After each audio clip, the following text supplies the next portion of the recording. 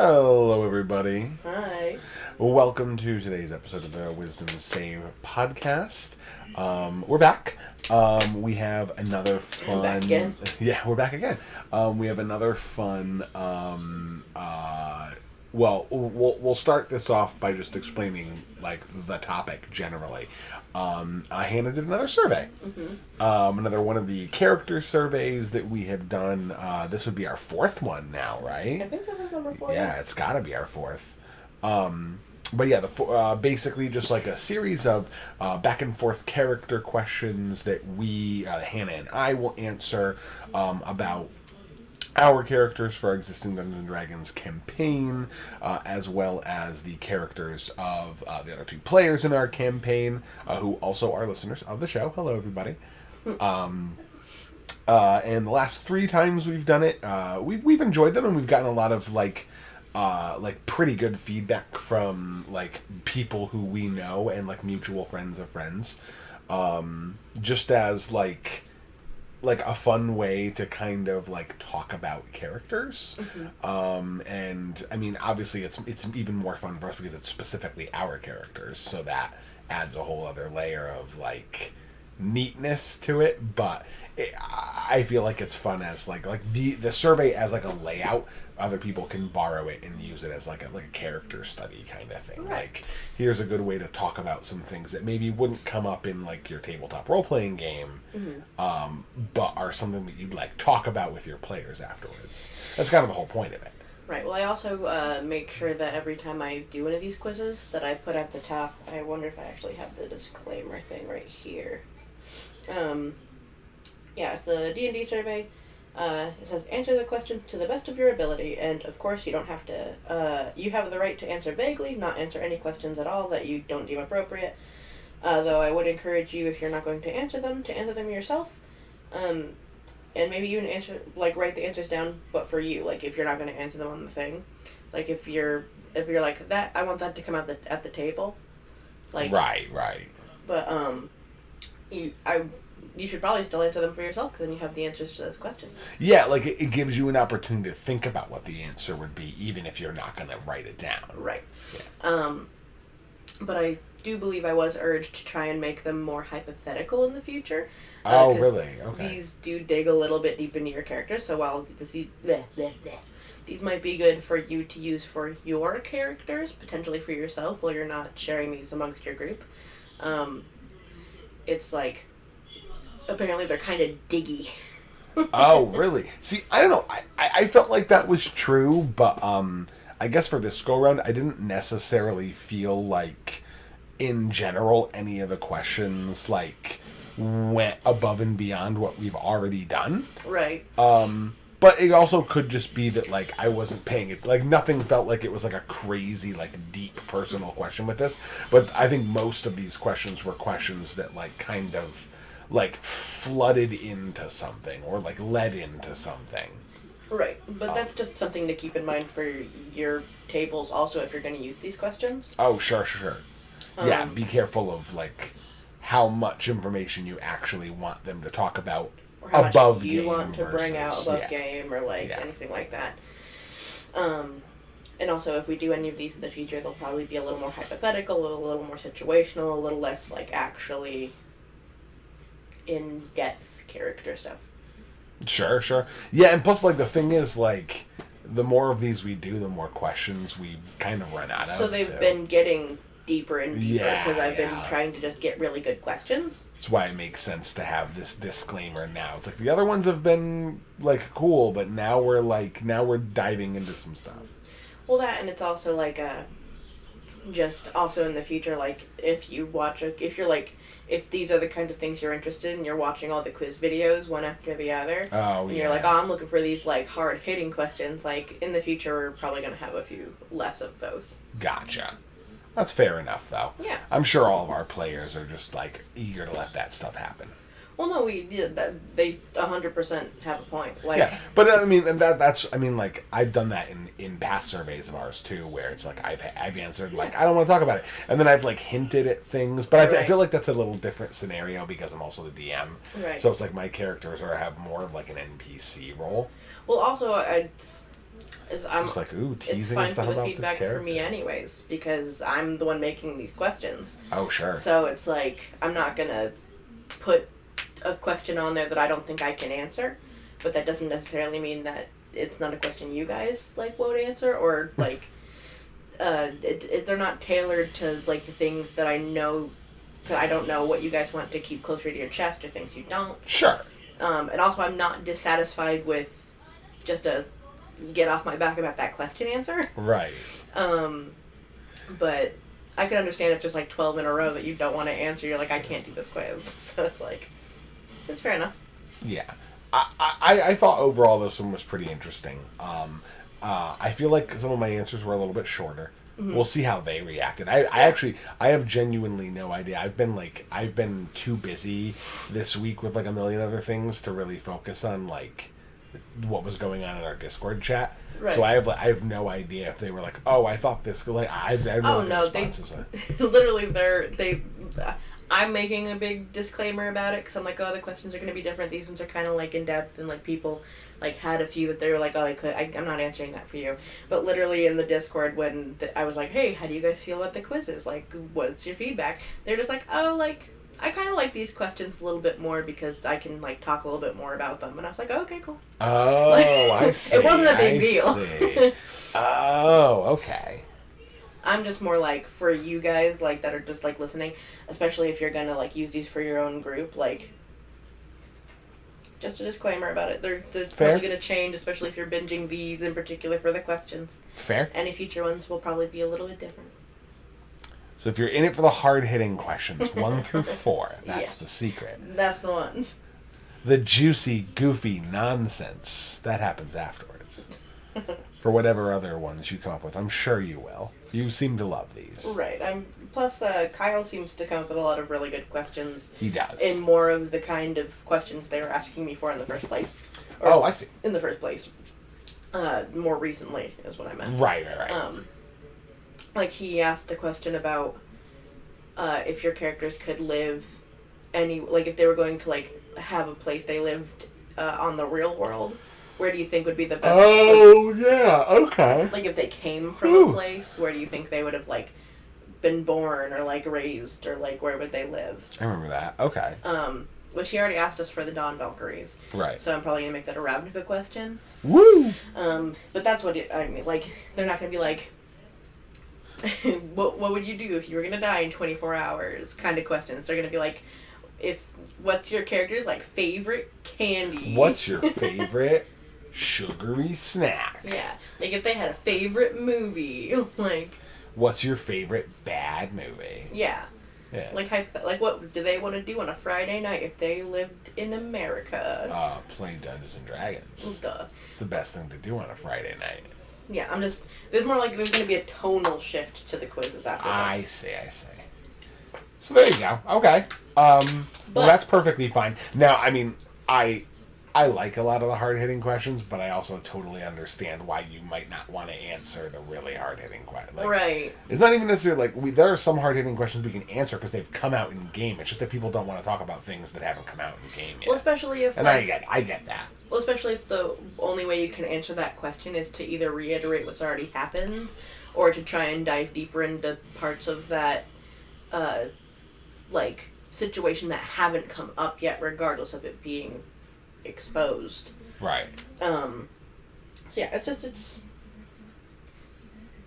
it gets in depth. Yeah. All right. Well, good disclaimer. I'm looking forward to see how everyone answered.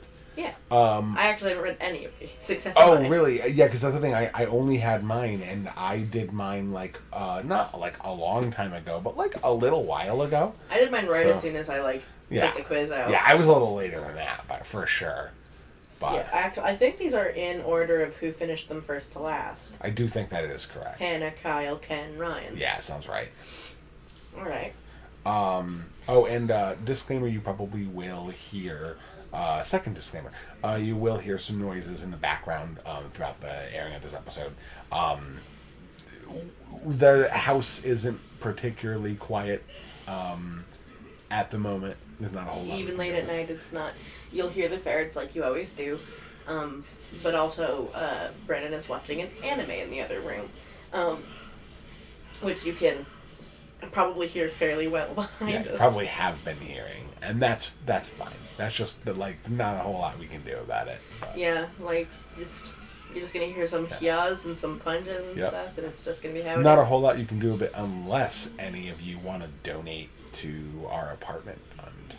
Yeah, donate to us a room. Yeah, if any of you brave souls out there would be honored and thrilled to donate us I don't know, $10,000. Oh my god. Or something, then that'd be cool. But otherwise, whatever. It's enjoy the sweet anime lulls behind us. Yeah, we'll power through it.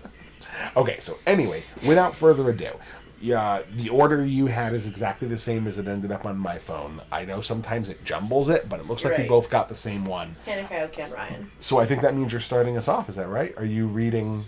I'll read for me. I'm going to say you've got to be reading for you and Kyle, right? Because I'll read the then first I'll two, read the last two. Yeah, it makes most sense. Yeah, it does make the most sense. Okay.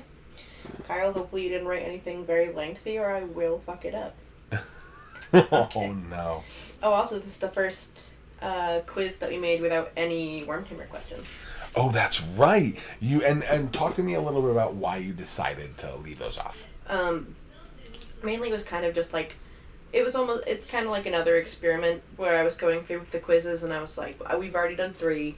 Sure. And maybe that's why people thought that the questions were a little more hard-hitting than normal on this one, is because they were more about campaigns we're already doing and are in the middle of doing. Sure, that's a fair point. Because I upped the number of questions from 15 to 16. Okay, yeah, big jump.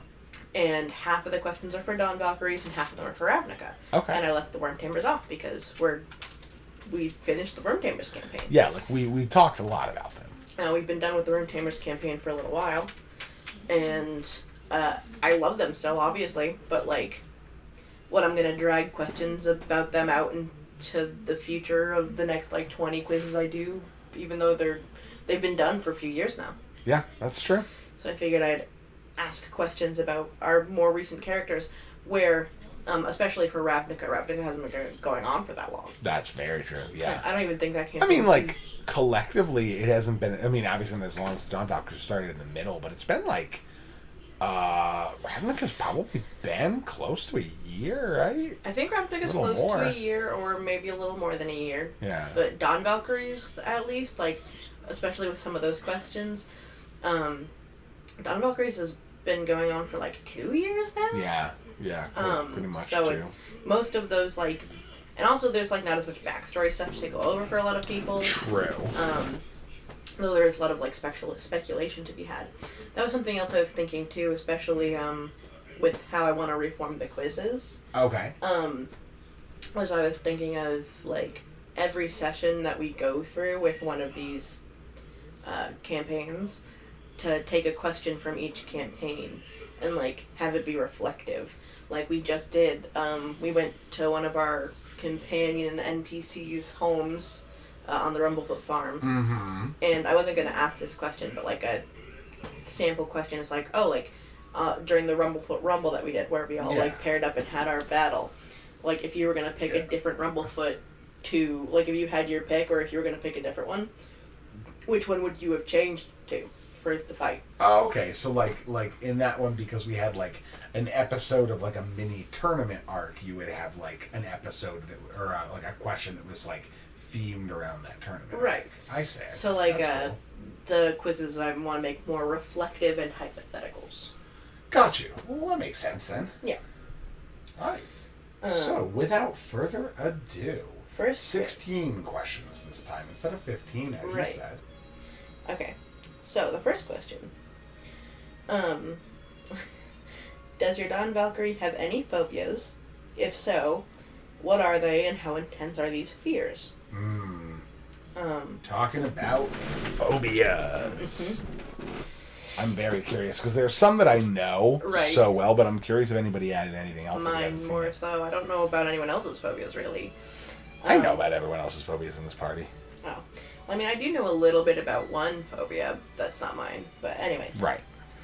I wrote for Ivy, Obviously, Ivy's afraid of deep depths. But more importantly, she's afraid of gargantuan things that can easily hide and appear in those seemingly eternal places. This fear is very strong for her, and as she has demonstrated, where is it? As she has demonstrated in game by absolutely losing her shit near the Dark Lake and the ocean. Yeah. And that that fear stems a lot from real world, because that's also exactly how you feel about it. Most of my characters do have a built-in fear of the ocean, and the creatures in the ocean, because I am terrified of that. Right. And so it's just easier to find a reason that they have that fear also, because then when they get near those things, those reactions are real. And I'm not pretending to not be afraid of the ocean. It feels genuine, exactly. Holly was not afraid of the ocean. Right. But Asher was afraid of the ocean, Ivy's father. Papyrus isn't afraid of the ocean. I also don't think Nova is afraid of the ocean. Yeah. Alistair's not afraid of the ocean. No, he's also hardly seen it. He's never seen an ocean. Right. But I'm sure when he sees it, he'll love it, and that's going to be hard for me. Ivy's terrified of the ocean. But more importantly, the big, scary things that can hide in the ocean. Yeah, it's less... And there's, of course there's different versions of... What is the fear of the deep ocean?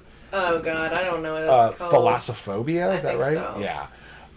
There's different versions of it, obviously. Yeah. But, I feel like the one that we hear about the most, at least, or that I feel like people, talk about the most is, not just the fear of a big body of water you can get lost in, but a fear of what else is lost in it.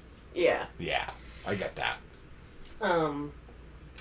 Yeah, I know for me in particular, it's the fact that, just thinking that you could be in a body of water that is so vast and so deep that you couldn't even think about reaching its bottom. Right. And that there are things 50 times your size that can just appear out of it.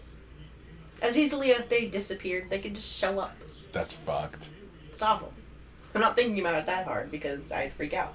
But anyways, that's enough of Ivy's fear and my fear. The Kraken. What? Like the Kraken. Yes, like the Kraken. Noir used to be terribly afraid of ghosts, ironically. But she's conquered that fear. Right now, I think her biggest fear is losing her loved ones and evil prevailing to the point that she might go as far as self-sacrifice to prevent it from happening. And that's interesting, too, because, I obviously knew that she was going to talk about Her ghosts, yeah. Noir's going to talk about ghosts because Noir being afraid of ghosts and also, ironically, having a spectral, companion, a spectral master who taught her martial arts. Oh, her ghost master? Yeah. And that's the thing is she never saw them as a ghost because they were ethereal, but kind of a ghost. But to still have this fear of ghosts that comes with it, I thought was a really, really interesting role-playing point. But yeah, she overcame that fear during a particularly poignant moment where she needed to defeat a ghost to save one of her loved ones. And I find that it's very interesting that because of that fear has sort of subsided because she knows she can handle it. And now it's transitioned into just, I need to make sure I can protect my loved ones. Right, she's had to face it, and so now she's, better with it. Or it's more, she's over it. It's even more that, she's had to face the fear in its context, she was afraid of the thing because she was afraid of what it could do. And the thing that scared her the most that it could do is hurt her friends or turn her friends against her. And so now she's sort of more shifted afraid of the part of that fear. Yeah, exactly. It's kind of shifted over. She's made excuse for the physical appearance of the ghost, but it's what the ghost does that she draws a line at. Which I also really like because Noir brings that to a point where I believe in game she's faced her ghost fear. Oh yeah, for sure. So she wants Ivy to face her water fear. Oh, I see. I think she said that in game before, where she told me to just face my fear, and I'd get. She's like, I'm not afraid of ghosts anymore because I did the fear thing, and I was like, fuck you. But she's your turn. She's not wrong, yeah. She's maybe that was a conversation me and Kyle had, not Could have Ivy been. Noir had.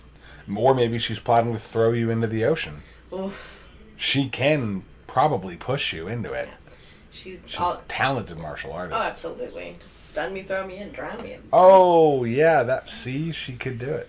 Go for it, girl. I don't think she would, but I think she very much is going to be, like, much pushier towards Ivy and near bodies of water. For sure. Girl getting over a fear, that's admirable.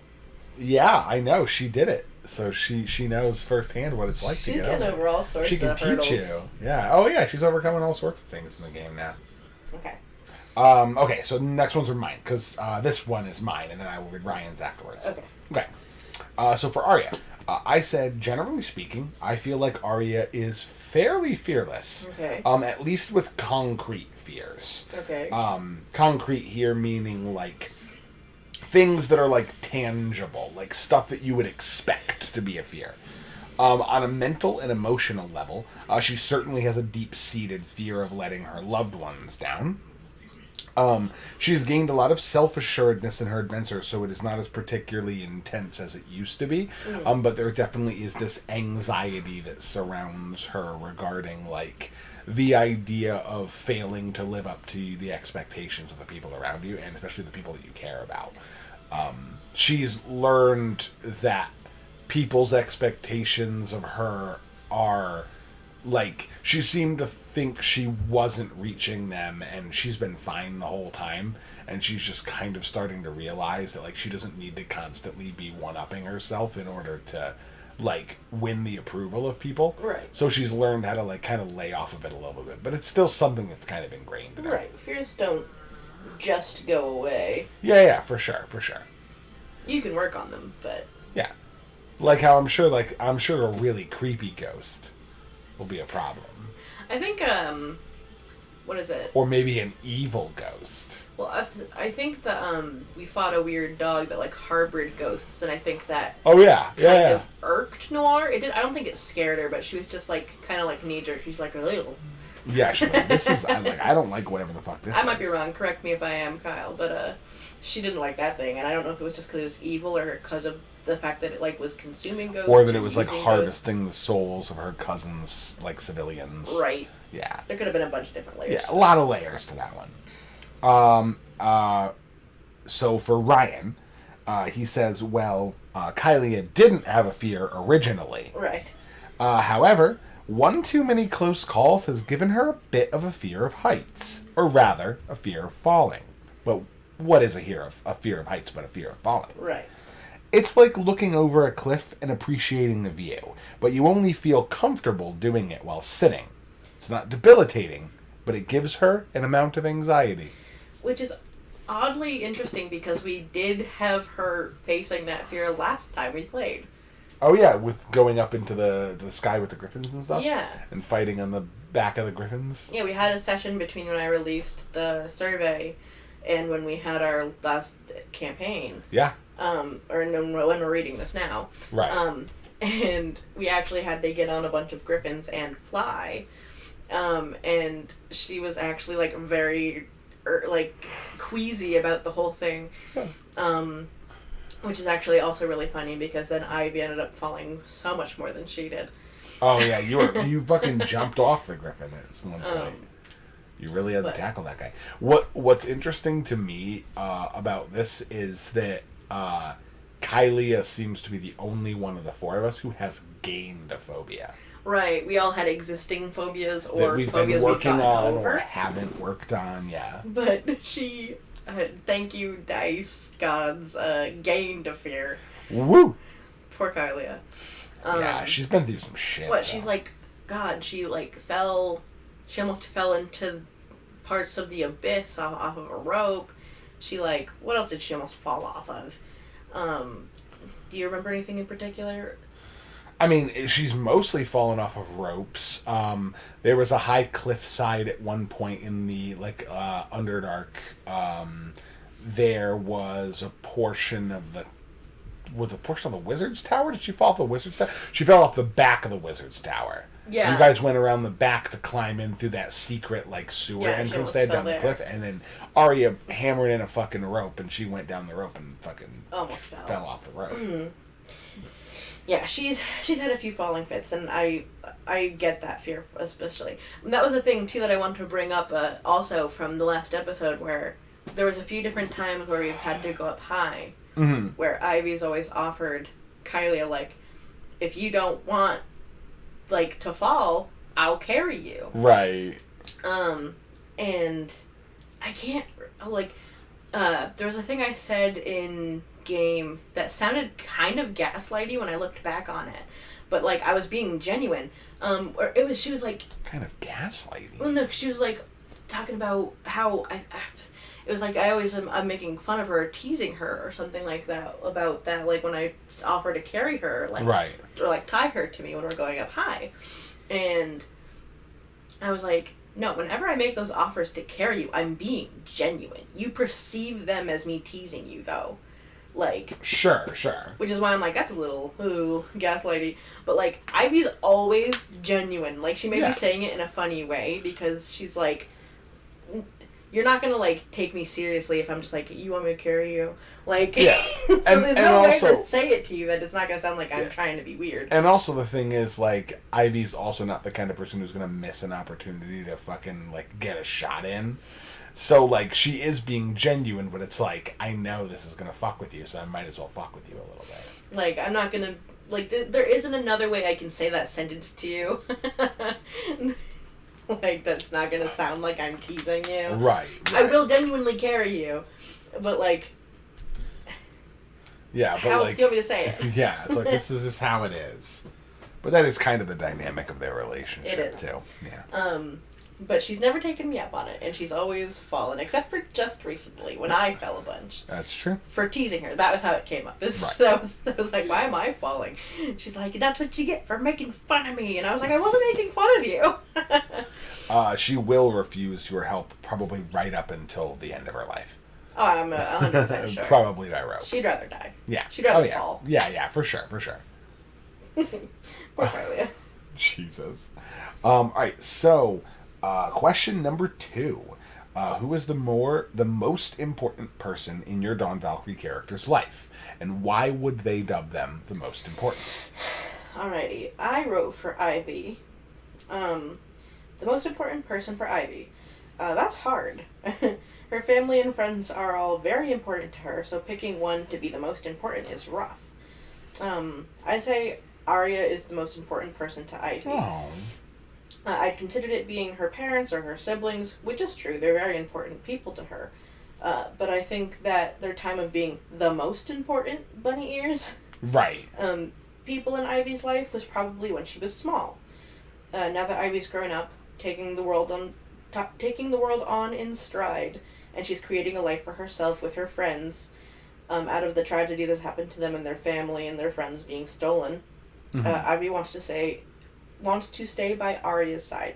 She wants to protect her, travel the world together. Eventually she's going to ask Arya to marry her. Right. And start their own family. So if you asked Ivy who the most important person in her life is right now, she would say Arya. Aw, that's very sweet.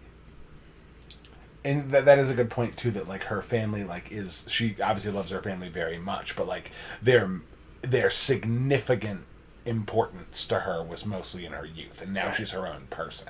Yeah. So she kind of has to, like, distance herself a little bit. Like, she's in a point where she's transitioning from, like, a home life to her own life. And so it's like, if you asked her when all she had was her family and her brother and her other brother, I should have just said her brothers. Yeah. I was going to say brothers and sisters, but she doesn't have sisters.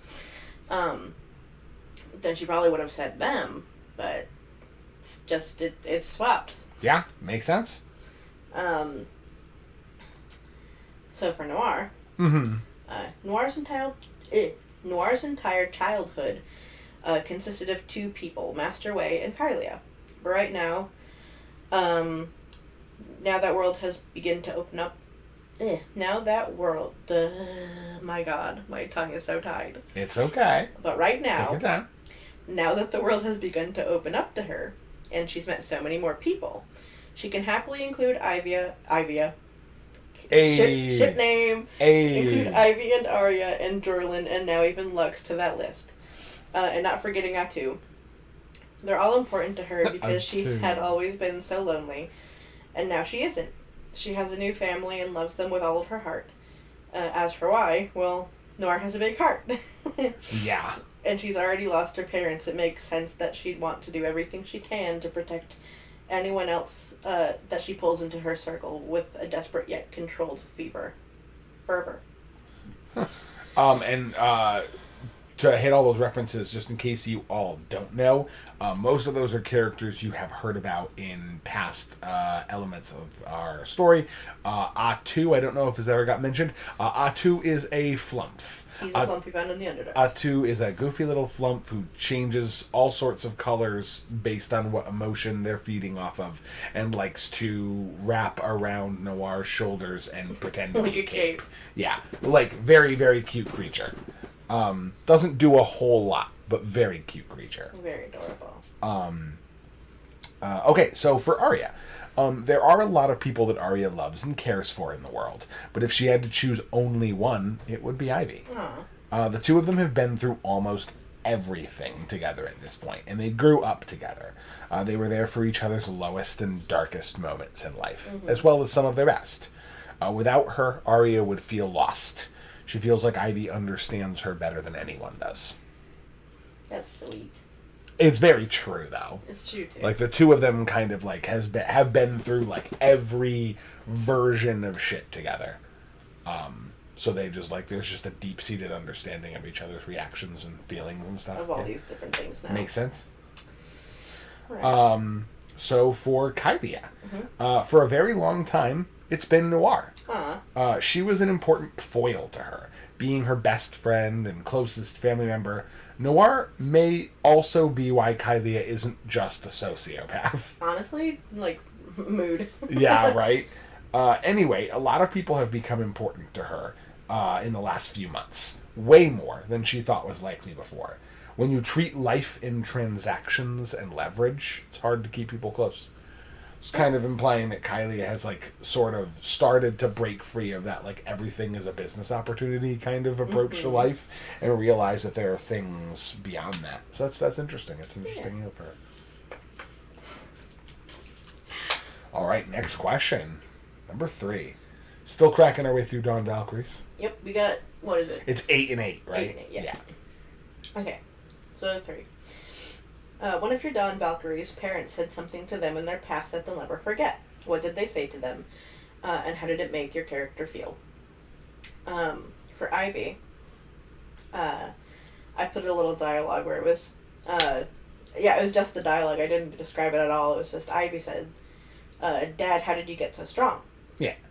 And Asher said, you become most powerful when you have someone to fight for and protect. Oh, I did describe it. Ivy asked this when she was small, but always took that sentence and kept it close to her heart. She based her whole fighting style around protecting others and fought to become stronger so she could protect everything and everyone she cared for. She wanted to become so strong for everyone else that they'd always be safe. So it's weird she kind of took it in reverse. Like, Asher was like, you become strong when you have something to fight for. And instead you were like, I'm going to become strong so I can protect the things I'm fighting for. You kind of, like, Ivy went for strength to make sure she was ready. She protects everything, so she is the strongest. Right, yeah, that's kind of how it has to be. That is very curious. And interesting how she kind of, like, rationalized her dad's words, like, made sense of it, but also, like, took it in a way that she would take it. Right. Makes sense to me. I like it. Oh, yeah, so for Noir. Sorry, I forgot we were switching back and forth. That's okay. Okay. Callista once told Noir that she became an adventurer by accident, but a hero by choice. And by continuing to make that choice. That's how legends and stories are made. Noir always carried that with her for a while, and realized how true it was. She was captured and became an adventurer of the Underdark by accident, and has become a hero in her own right. Yeah, and that, like, to kind of, like, that narrative trope of, like, heroism is, like, a series of decisions. Heroism is not inherent to the one who is doing the deed. Right. So for Arya, this one, mine was a little bit Mine had a little bit more of like a dramatic undertone. I didn't intend it to be super dramatic, but it does like add some like flavoring to Arya as a character. Okay. Melisana had an important conversation with Arya when she was younger about her birthright and title and her responsibilities as a future leader. But in doing so, accidentally placed a number of expectations on her that she wasn't ready to meet. Arya has struggled with this as a low-grade anxiety about her talents and abilities for most of her young adult life, and she wishes now more than ever that she can tell her mom that she is destined for something else now. I mean, that's fair. Yeah. She's always, like, she was that child that was stricken with wanderlust and a desire to, like, go out into the world and like, see what it had to offer, and was always told, like, yeah, right there, killer? Yeah. A hiccup like it hurt. No, it wasn't a hiccup. My side fucking randomly had, like, a pinch. Oh, I'm sorry. That's fine. Keep going. But yeah, basically, like, that she's like trying to she's trying to express that she wants to kind of be free and go do her own thing, right? But she has this like anxiety about not living up to her parents' expectations, which is like unrealistic because they just want her to do whatever she wants, but she definitely internalized that, right? As for Kylia, Ryan took a little bit of liberty with this question. Fair enough. He said, I'll take this question in a related direction that I think is slightly more interesting. Kylia's father has told her many times that she is to be the heiress of the Iron Cloak legacy. She's going to be the next one to lead and protect the people of the Iron Vale. When it was said, she kind of just shrugged it off. Duh. She was, of course, going to run the show with the family at some point. But with her father's temperament and her mother's protective nature, she never treated it as any seriousness. It was just a statement of fact. However, in spite of the recent events in the Iron Vale, for context, a villain who was responsible for all these terrible things that have been happening attacked and kind of turned Kylia's homeland into a soul farm and repository of dark magic, looking for something that she had. Right. The weight of this is all really sunk into her now. It now takes a rainbow of different emotions. Anxious of what will happen to the Iron Vale in her absence. Anger at her parents for not preparing her more for this. Doubt that she has the resolve to get stronger to protect them. It's taken on a lot of meaning for her now, given that it's become much more serious.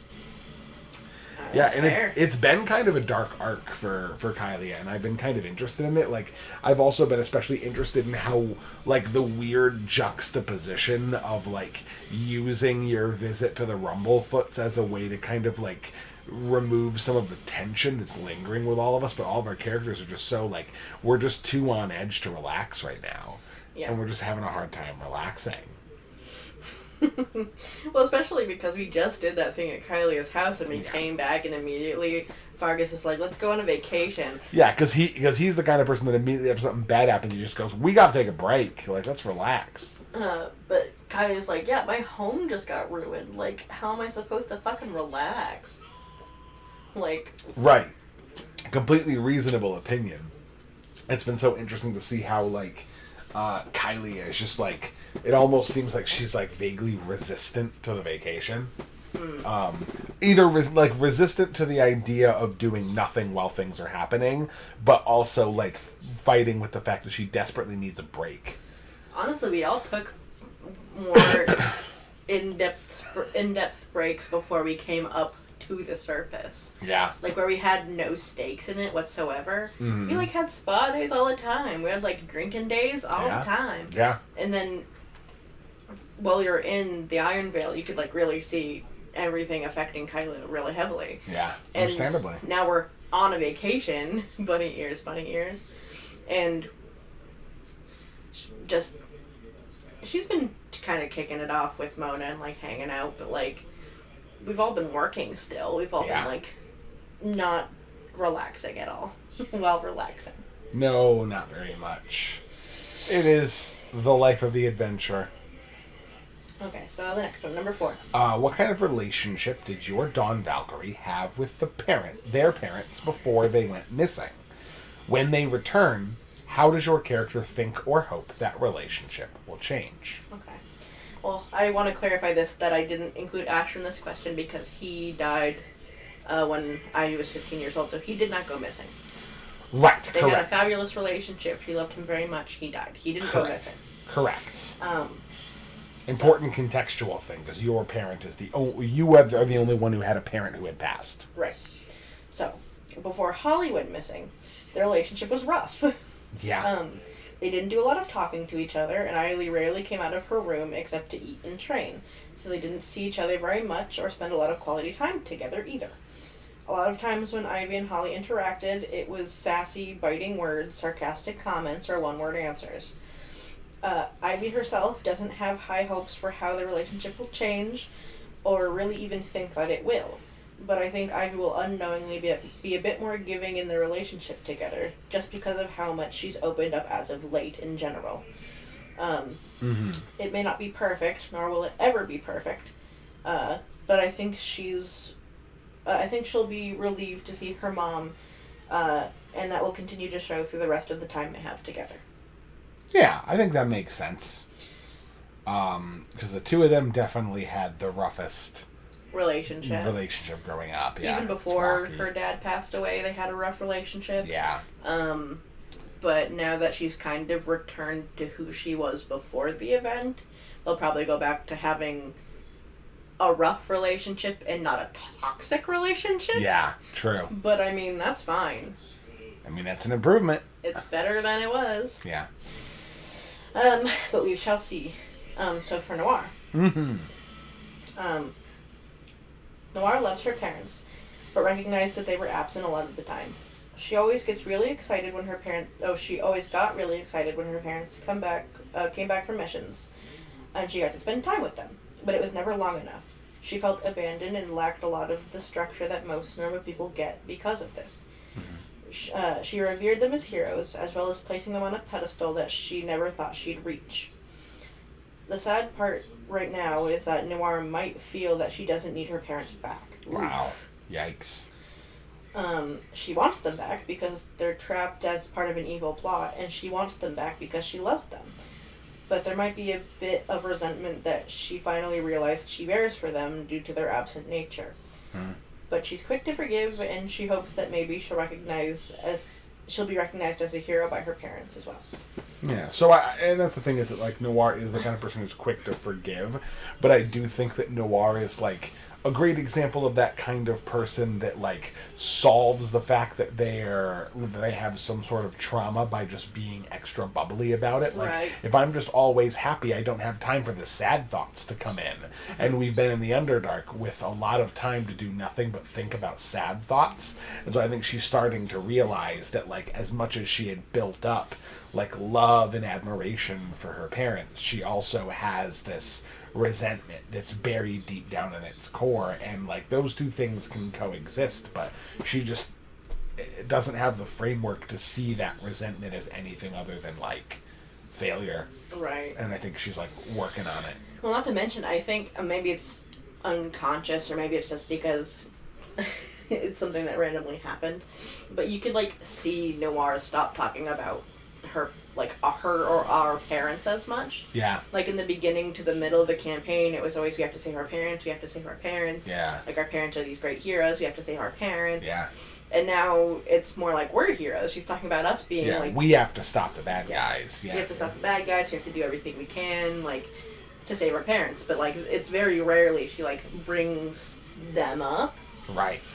She even used to tell people that we were children of, like, really great heroes a lot. Yes. And now she will bring it up somewhat hesitantly every here and again if it feels relevant. Right. But... it's complicated. Yeah. So for Arya, I said Arya felt a close familial bond with her parents, for sure. They are a very close family, and she's especially open about her thoughts and feelings with her dad, who she feels just gets her. Her mother and her are close, but she's a little bit more closed off with her mother, who's much more strict and much more structured than she is. She wants more than anything just to take her whole family out for a boat ride across the ocean. Just enjoying each other's company and getting to see each other again. She doesn't even necessarily need to, like, talk about anything. She'll want to. But she just wants to be able to enjoy the things she remembers with them. She just wants things to go back to normal. Right. Yeah, oh, for sure. Ryan's answer. He starts with, oh, please. For one, Unity did nothing wrong. Ryan, not you two. Kyle paid him to write that. You know it. How much money he pay you, Ryan? Yeah. How much money did he pay you? And I would like a cut. For every time we have to say this on the podcast. For you subjecting me to this, I would like at least a third. I'm going to start charging a fee of $5 every time we have to say that on the air. Absolutely. Donate to our Patreon. We don't have a Patreon. We don't have a Patreon.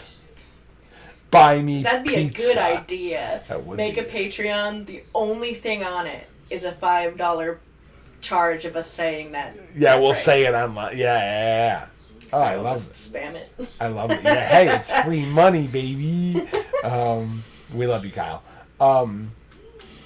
So beyond that, for second, Kylia is bitter and sad about how she really couldn't be close with her parents and have a more normal relationship with them. She knew them and loved them, but it always felt like they were an ocean apart. She resents her parents for this, but she can't call it hate. When they return, she's not really sure yet how it's going to change. She wants to get angry at them and shoo them out, but she also wants to hug them and tell them she loves them. Really, she just wants to be together and do things as a family. Oh. It's very sweet and very sad. Poor Kylie. I traumatized these poor fucking kids. I told you this was going to be a dark campaign. I just didn't realize what was happening. We just didn't know. You didn't know how on board we were. Yeah, you guys were all like, that's fine. And I'm like, you guys ready to face your parental trauma? We went, did you say trauma? Oh, boy. Good one. Yeah, that's a thing, too. It's kind of like, that's one thing that Ivy doesn't try to bring up with her at all is her parents. Yeah. It's a touchier subject with her, I think. She did the one time where we all swapped dreams and I got dreams of her parents. Yeah. But poor Kylie. Yeah, she's been through a lot of shit. Parents are too busy for us. That's the weirdest dynamic of it all also, is that Kylie's parents were like, we have all the dynamics there kind of, is Noir's parents loved her but like weren't there at all. Right. Like just not even a little. Like they came back every year and they're like, hi, I love you, bye. They left. Right. Kylie's parents were Always like, working. They were there, but always working. Like that's Yeah. almost worse, is that they were constantly there but had no time for her. Yeah, it's like, I see you, I acknowledge you, please go away. Yeah. And then Arya's parents were always there and had time for her, but like didn't support her in the way she needed. Yeah. They were very fixated on what they thought needed to happen and weren't paying attention to what their daughter wanted. And then Ivy's parents were like, well, I think that we already had a conversation in the chat where we were like, out of all the parents, Asher was probably the best parent. Yeah. But Or Petra. Or Petra. I think we had that. It was one of the Ganassi parents. It was one of those two, for sure. But the problem with Holly is that she was always there, but she was always too much. Yeah. She always like thought she knew exactly what they needed and exactly what they wanted she wouldn't take no for an answer. Right. The exact opposite. She was like always present and always trying to push stuff onto them. Yeah. Yeah, it's interesting. There's so many different dynamics and how all of them can, some of those would have been better for other people and some of those were traumatic for other people. Yeah. Yeah, it's weird. Parent swap. Parent swap. That'd be a fun episode. Jeez. Okay. All right, on to the next question. Does your Dawn Valkyrie have any responsibilities they feel like they can't handle? Ooh, complicated. For Ivy, I wrote no. Good one. Ivy's the kind of person who takes everything she can and doesn't question, can I handle this? But instead thinks, I have to handle this, and just pushes forward with the intention of succeeding. She's confident in her abilities to complete all things she's taken on and care for all the people she's committed to keeping safe. Fair enough. I would like to amend that by saying she used to. Oh, yeah? Well, yeah, that was, like, something that I left out of her fears, is she also had that fear where she's like, I can't protect everybody, like, I'm not enough, like, everyone's just gonna die if I'm not, like, if I'm too close or not close enough. Sure. And the funniest thing about that is it took her going into a coma, and her friends protecting her and all surviving, for her to really, like, snap that out, like, and be like, no, everything's fine. Like, they clearly have themselves handled. They have themselves handled. They handled me. I protect them. They protect me. Like, I feel like we're fine. Everything's okay. Yeah. Like, everything that I can take on, I can handle, and everything that they can take on, they can handle, and we're good. That makes sense to me. That's a completely reasonable logical conclusion from that. I mean, neat. Yeah. Noir's next. Oh, fuck. So I know. I saw you like leaning back, and I'm like, done. She knows. She has to remember we're not bouncing again. Yep. Okay, so for Noir. Noir is likely the only person in the party that doesn't technically have any responsibilities or titles to their name that weigh her down. Yet, ironically, the revelation about her spectral mentor and the way of harboring the power and spirit to carry on the supernatural kung fu talents to smite evil does strike her as a burden. And it's something she genuinely wants to do, and every passing day she feels more confident in her ability to bring this thing to fruition. As long as she and her friends are with her. She has her friends with her. As long as she has her friends with her. My goodness gracious. It is late. You're okay. On her own, Noir feels... That's all, folks. Good night. On her own, Noir likely feels she couldn't do it by herself. That's fair. Poor Noir. That's harsh. Responsibilities they can't handle. Well, that's kind of Arya's whole thing. I kept it short and sweet, that. Arya does feel reluctant responsibility for both the seat of government and Ventress. Reluctant because she is the eldest of her family line and therefore feels that it's her birthright. She has to hold up to it even though she doesn't really want to. She wants to kind of explore the world. Right. And responsibility for the defeat and destruction of the demon princes and of the Cadogan, the big bad of our campaign. Right. Again, reluctant because it should be their parents solving these big, massive, world-ending problems. It shouldn't be them. It shouldn't be her. And she's thankful for what she's gotten from this experience, but this shouldn't be her. Right. She knows she is not willing for the former to become the leader of Ventress. And she doesn't know if she is able for the latter. She's just not quite certain that like... They've done some incredible things, but fighting 9 powerful fiends... Is Ivy the only one who's confident that we can do that? I think so. I mean, Arya is just like, we're going to have to find a way to outsmart these demon princes. We're not killing them like bare knuckle. We're not doing it. Well, Ivy never said that. She's like, we could beat them, though. Like, we're younger, smarter, faster, sexier. Like, we could do this. Yeah, she hasn't quite gotten to the part of how the fuck do we do that yet. Well, Ivy hasn't gotten to the how the fuck do we do it yet, but she's like, I know there's a way we can. We'll do it. I believe us. Don't worry about it. We'll get there. It'll be great. It might not be great, but it'll happen. I'm into it. As for Kylia. Yup. Capital yup. Yep. The crippling anxiety of protecting the people of the Iron Vale and saving the world. And presently, feeling like she has to choose between the two. In her mind, she's already questioning her actions after giving Cadogan the map. She honestly thought it would be easy, but a lot has changed in the past few months, and she's gotten really quite a bit more in touch with who she really is and what she values. Lots of Kylia development in the last few episodes. Yeah, I kind of knew, like, as soon as I'm like, all right, we're going back to the Iron Vale. Like, I'd been seeding that forever. I mean, like, those guys showed up few months ago. Yeah, In-game. like shortly after you guys went to the Underdark. So it's like I always knew that was a ticking time bomb for you guys to get to once you came back up to the surface. And yeah, I mean it's all of the stuff that's been like wrapped in and embroiled into Kylia's like life and her experiences and the backdrop of her existence that all just kind of like came unraveled, and she's forced to kind of face it now, and that's complicated. Well, especially for anyone that's not involved in this campaign, just for some context, we went back to Kylia's house, her skull castle in Ironvale. Yeah. And we ended up we ended up following Kylia's lead through most of it. Yeah, for a good portion.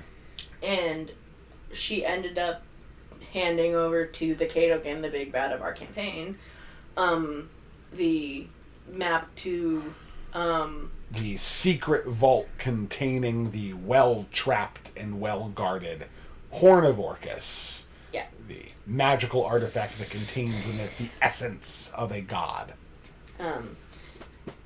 To no, not a light decision, no shade about the decision, we weren't going to win that fight. So she kind of just did what she had to, but I definitely get why that would be weighing on her. It was something that she wanted to protect with her life, but also, like, she kind of needs her life to try and stop this bastard. Yeah.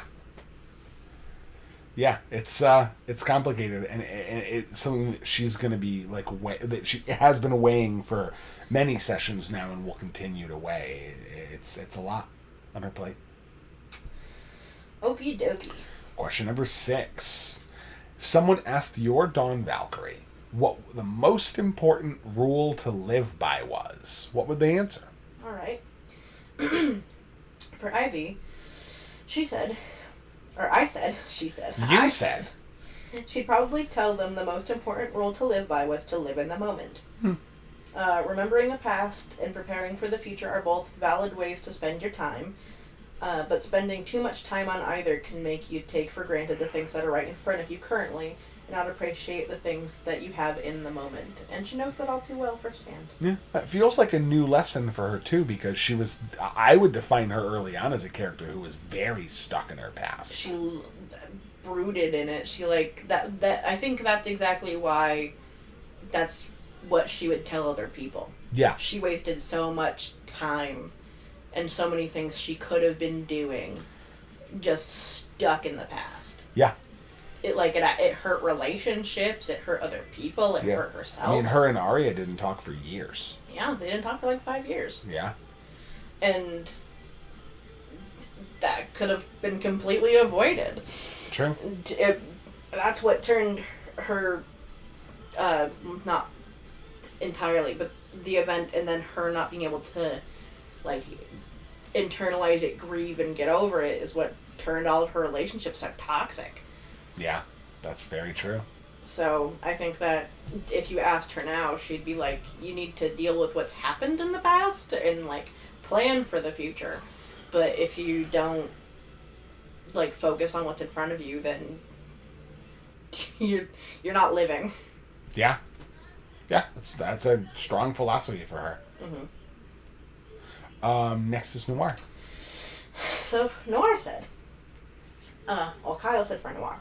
Sure. I think Noir believes that it's important to bring light everywhere you go, to make the place better than it was when you arrived, and to uphold justice and to give second chances. Yeah, so she has a lot of, like, virtuous... Yeah. Like... Am I surprised? She's the hero of the group, of course, Yeah. of course. She's our little sunbeam. Yeah, really. Arya's was pretty simple and straightforward, but has... I thought about this one for a really long time for Arya, and I think I like what I came up with. I think I like what I came up with. I feel like I missed something, so I'm going to add it in when I read it. You'll see it. I missed, like, elements of phrasing that I think are important. You're fine. Fight for the version of the world that brings you and your loved ones the most happiness. Fair. Yeah, like, there's no point in fighting for something that doesn't bring you peace. Mm-hmm. There's no point in war if there is not peace at the end of it. If war only leads to more war, then the war is violence and it's suffering. Right. She's fighting because at the end of the tunnel she sees everyone going back to their happy lives, and that's what she wants. Right. Always be willing to stand up to make sure that the people you love can live in a happy world. Right, can get a better outcome. Yeah. As for Kylia, the lesson she learned is don't show every card you have and know when to use the right ones. It's a very Kylia. Yeah. So she is actually now a professional Vegas poker player. It's one of the biggest things she really picked up on from her life lessons. So she's out there making gold on the pony races, as they say. Really killing it out there. She's rigging the pony race. She's rigging the pony race. Curious how many cards she has and that she hasn't used. How many cards are in the deck of many things? 13, 26? She doesn't have a deck of many things. Yet. That's ominous. If I ever gave... Don't give that thing to Ivy. If I ever fucking gave you guys one of those... It'd be a nightmare. Quote me here. When and if any of the parties, and I say when because there's this part of me that I've always wanted to use it. Uh-huh. It'll probably end up in a one shot or something. No, you gotta do it in a long-standing campaign. Ugh, that sounds awful. You gotta. Ugh, that's so much. I made a deck of Just many fucking things. end it. I know. It just fucking ends the whole campaign if they draw the wrong card. That's how that goes. If it ever happens, then you will know that I have truly lost my mind. That is the point where it's he is officially cracked. Okay. Yeah. All right. Next question. Next question, number 7. What's the most embarrassing thing that ever happened to your Dawn Valkyrie in their life so far? Oh boy. I wrote for Ivy. The most embarrassing thing that happened to Ivy so far is probably the way she keeps reacting to water. Oh, around her friends? Yeah. It's legitimate. It's a legitimate fear she has rooted in something very scary. Mm. But she got so worked up about it the first time they traveled in the Underdark that she almost dumped Turvy into the water. Oh, yeah. And had to have Noir stop her. And then again, when they traveled in the ocean above ground, she spent the entire trip in the crow's nest and had to be strong-armed onto the ship by her teammates both times. Those behaviors are a little embarrassing to her for sure. Oh yeah, especially them showing up on the island where they were all of the people of the Moonshae Isles were having their fucking winter's moot to discuss making sure everyone had all the things they need to survive the harsh winter and the storm seasons. And the first impression they get of her is they watch as a bunch of very large people haul you off the ship. I know, she ran off the ship. Yeah. She fucking charged off. Sprinted and fucking smashed a bunch of stuff. They're looking at you and then when it's time to leave, Arya and Noir grab her by the arms and pull her kicking and screaming back onto the ship. Yep. Yeah, it's a little embarrassing. She's like, no! It's a bunch of pirates, and they're like, what is her problem? It's fucking perfect. It's her one weakness. It's the one point where she just falls apart. And she's just like a bundle. She has to be a big, strong barbarian, and so, if the one thing that scares her is the fucking ocean, then it's people can exploit that. Yeah, that's very true. So for Noir, she just said, take a wild guess. Come on. I knows you can do it. Oh, because it's the fucking getting her nose broken by you? It's when Ivy punched Noir in the nose in their backstory, and she broke it. Oh. That's her most embarrassing one? That's not bad. I feel like that was a bigger lump for her than it was for everyone watching was probably ooh. Well, that's why it's embarrassing. Yeah, but for her, she's I'm a failure. Well, no, she's ooh, that sucks. The thing is as long as I'm remembering this correctly, we weren't having a fight. Right. It was back in one of the last times that Ivy appeared publicly to everyone. It was her birthday. Oh, and, it was her and Papyrus's birthday, and they went to Waterdeep to do a secret show in the city they're not allowed to be in. Right. And they did a song, or they did a set. They did some songs, and then they were walking back along the path to go back to Calcala, their hometown. And Noir was going on and on about, or everyone was going on and on about how, like, good the set was. And she was like, well, like, it was okay. Like, my mom's, like, better. But her mom's, like, a famous bard. Yeah. She's like a legendary bard. Famous storyteller, playwright, bard, hero, like... Whatever. So, of course, she's better. And she's like, my mom, like, has so many, like, better songs. And they're like, it's just better. And she got so pissed about it that she punched her in the middle of the woods in the nose and broke her nose. Yeah, that sucks, and it's not even like, oh, we're challenging each other. It was just like, I got taken off guard and fucking murked. Yeah, and my nose broken in front of a bunch of our friends while we're having a good time. Right. Like, that's embarrassing. Absolutely. Jesus. Yeah, no, poor thing. That was also a completely random... She does bring it up a lot. Yeah. But also that backstory element, I'm pretty sure was completely random. Yeah, that was one of the ones we hammered out at the beginning of the game. It was one of those things that became... Like, we mentioned that could be a potential as a joke, and then became canon. Yeah. I like it. Which is fun. For Arya, I had a fun little anecdote. Mm-hmm. Nothing too crazy, but she did have to spend a few weeks pretending to date Papyrus to get her parents off her back. This is when they were younger teenagers. Right. Which, of course, started a bunch of rumors. It got Jade mad at her. Mm-hmm. Jade being Papyrus's bodyguard. Right. And generally turned into a whole thing that she felt shamed and silly for. She needed to ask Papyrus to help her find a way out of it so that they could go back to living their normal lives. Oh my god. Very dramatic. Yeah. She's like, you need to break up with me publicly. Yeah. It basically came down to that, yeah. It was so silly. People who found out about the whole situation afterwards now laugh about it, but, like, right. Yeah, it's goofy. But especially to most Colins now, they're like, oh, remember when he dated her? Like, that was, like, that was really weird. What was that about? As for Kylia's answer, she says, yeah, I bet you'd like to know. Kylia. Yeah. I think that might have been more Kylia talking to Hannah. Like, that was her. Yeah, it was her being like, yeah, I bet you want to know what the fuck to exploit. Like, no, you're never going to know. Kylie, I wasn't even thinking about that. That's fine. You don't have to tell You should always be thinking about it. Your secrets are, like, fine. You can keep them. It's whatever. Jeez. All right. So question number 8 and our final Dawn Valkyries question for this survey. Was it the time that I drew a picture of her and Darendelle kissing in that store that I still have in my notebook? That's the best one. Yeah. It's a good That's one. the best embarrassing moment. Didn't I give a copy of it to Darendelle? Yeah. Yeah. Yeah, he has it. Anyway, question 8. Question number 8. Last Dawn Valkyrie question. What person most influenced your Dawn Valkyrie's development as an adult? For Ivy, the person who probably most influenced Ivy's development into an adult, into the adult she is today, is her parents and her mentor, Daku. Even though Ivy hates it and wouldn't admit it, she gets a lot of her personality from her mother, and she learned a good deal of her training from her father as a barbarian and an alchemist. Daku saw her abilities to connect to spirits and helped her hone those skills. A mix of all of their teachings helped her come into her own and helped her become who she is today. Interesting. So a little bit more of like the talents that she learned from people helped her form the person she is. Yeah. Interesting.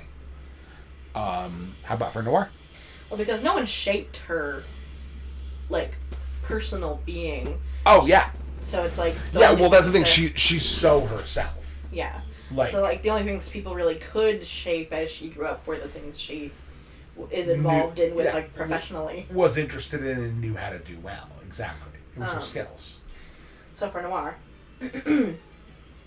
no one person is responsible for her growth, other than Master Wei. Mm-hmm. But even then, Noir's nature is inclined towards goodness, and anything else she has is something she has assimilated from her friends.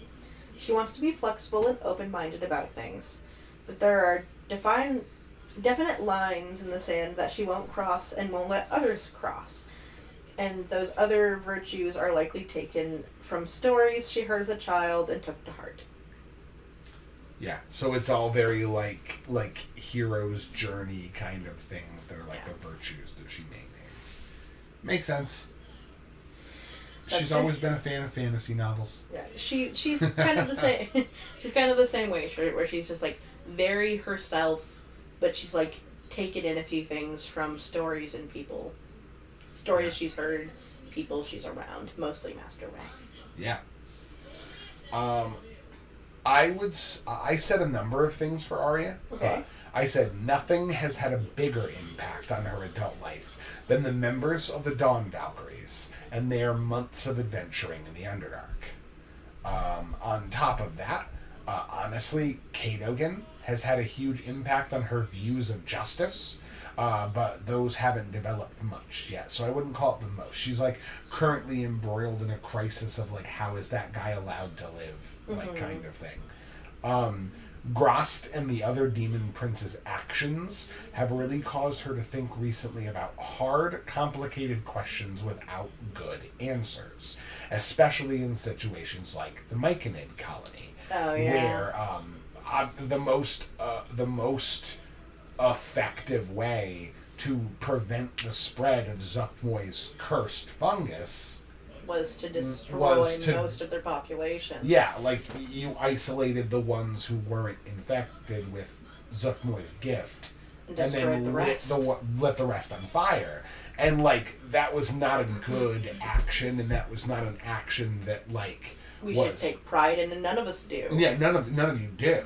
But she also has like she's never experienced a difficult choice like that before, and so I think that in a lot of ways she was shaped by how someone like in a moment where you have to make an impossible choice, what do you do and how do you justify it and how do you atone for the things that come behind.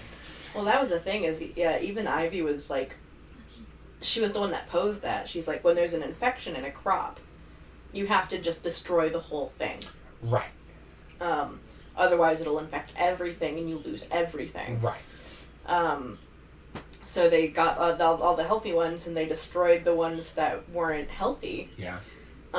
And that wasn't a good decision, technically, but it also saved their colony. Yeah. No, it's true. It's complicated. However, I did say if we were just talking about her in her pre-adventuring days, it's probably her mentor, who was the biggest influence on her, because like she learned most of her her schooling and swordplay comes from him. So it's like a lot of her stuff. Right.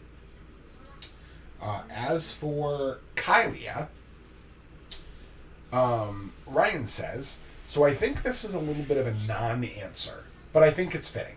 Perfectly fine. Kylia gets many traits from her parents. Lem's aggressive personality, Unity's sharp wit, and both their senses of style.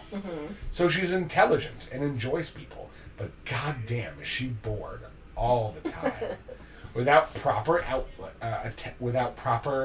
attention and positive outlets, she turns her natural talents into forms of self-amusement, often at the expense of someone else, typically Noir. So it's not so much that she was influenced to be mischievous and manipulative, but rather it was a way to express herself. Now, if you're curious who's been most influential on her in the present day, I'll give you a hint. It starts with the letter I. I? Yeah. Who in our party has a name that starts with I? It's me. It's Ivy. you. It's Ivy. Why is it Ivy? I'm sure that Ryan intended that to be something that comes up in the game. Okay. I'm sure that Ryan is being cheeky. But that makes sense to me. Okay. Yeah. Based on everything he was saying, I mean, like, he's talking about how, she's so bored all the time because no one pays attention to her, and she, needs to, dig at somebody else because she needs to express herself. Right. And if anything, if needing to find a way to express herself is the thing that she needs to, rein in her shit, who's better at expressing themselves than Ivy, who just, whenever she needs to be angry, she just becomes angry. Fair enough. Like, you're the queen of expressing yourself.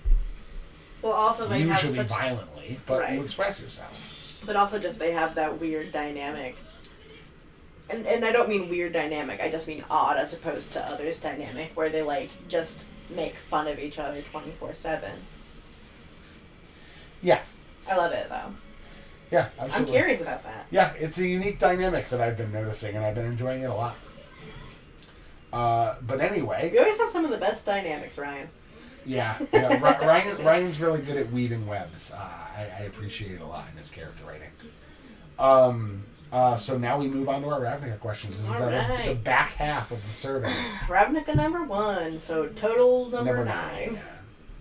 So this is yours to read. Is it yours? Is it mine? It is yours. I read the even numbered ones. Okay. Yeah. Okay, so your Ravnica character comes face to face with their worst enemy. Who is this person, and what does your character do once they're in front of them? Interesting. I said, for Alistair. Uh-huh. Well, I think we basically already dealt with Alistair's worst enemy. Sure. But then again, he's found a new one in his old clan leader, Nikia. I imagine if we found ourselves face to face with her, she would be attacking us, and she said she would kill me if she saw me again. So it'd be a fight or a run for our lives, depending on when we saw her. Spicy. Yeah, it makes sense. And also, like, I mean, the good news is as long as you don't go into the Rebel Belt, you probably shouldn't see her unless something terrible happens. See, the thing is Alistair didn't really perceive her as a worst enemy until, like, right before we, like, switched campaigns. Like, we were doing a bunch of things in the Rebel Belt, and Alistair left his clan, and he still didn't like her. He knew, there was tension between them. Yeah, she didn't, for sure. She didn't like him, and so she stopped mentoring him back in the day, and there was tension, for sure. But he didn't, like, hate her.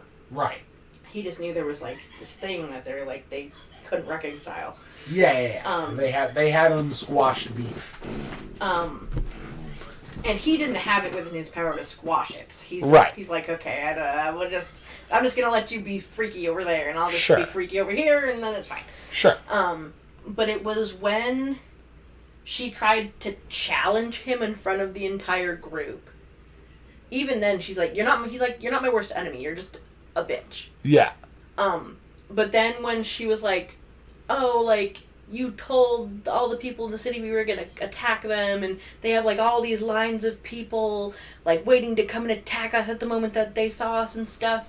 And he's like, wow, okay, yeah, like, that's a reason to be mad, but, like, also, I'm denying this, so you have no proof that I told anybody. Right. They got to the line between the city and the Rebel Belt, and there was, like, 2 guys. Yeah, it was like 6 people. And he's like, you fucking liar. Yeah, because she knew that you contacted someone, so she knows that shit. No, she can't prove anything. No, she knew you contacted someone because she saw you guys go out. She saw them line up. She knew where the fuck you guys came from. Like, she knew where your crew came from. She knew this. But if she saw an opportunity to make it seem like it was a bigger deal than it is, and also to spin it on you. So she took it. She's the closest thing the girl will have to a politician. Right. And she's gotten away with it. A religious zealot. Yeah, she's gotten away with it so far because people just kind of buy her shit. Her. Yeah. And so now he's just like, oh, I'm not coming back until I can kill you, and you bet you when I do, you're dead. You're fucking done. Unless I'm 2 weak still, then I'll turn into a mouse and hide in the ground. Then we'll either try again or die. Yeah, try again or die eventually. But yeah. Next up. Let's see, where was I? Okay. For Hex. Kyle for Hex. There's a reason why Hex doesn't like mirrors very much. Stay tuned. Oh. Sad. Oh, I love you, Hex. Stop Hex's worst enemy is her own reflection. I'm my own worst enemy. I mean, if she misfires, then yeah, sure. Oh, absolutely, with her gun. Yep. Fucking jams the gun. Oh. Hex, we love you. Stop that. Yeah, stop being mean to yourself. We all love you. You seem to be the only one who has a problem. That and her ex. Yeah. Yeah, that's fair. That's a whole other can of worms, though. Well, I don't know what's in that can of worms, so I do. We'll see. Okay. So for Angelo, I said the identity of Angelo's worst enemy is a bit of a spoiler. However, he either fights and escapes or dies trying when he does see this person again. Bad blood between them for sure. All right.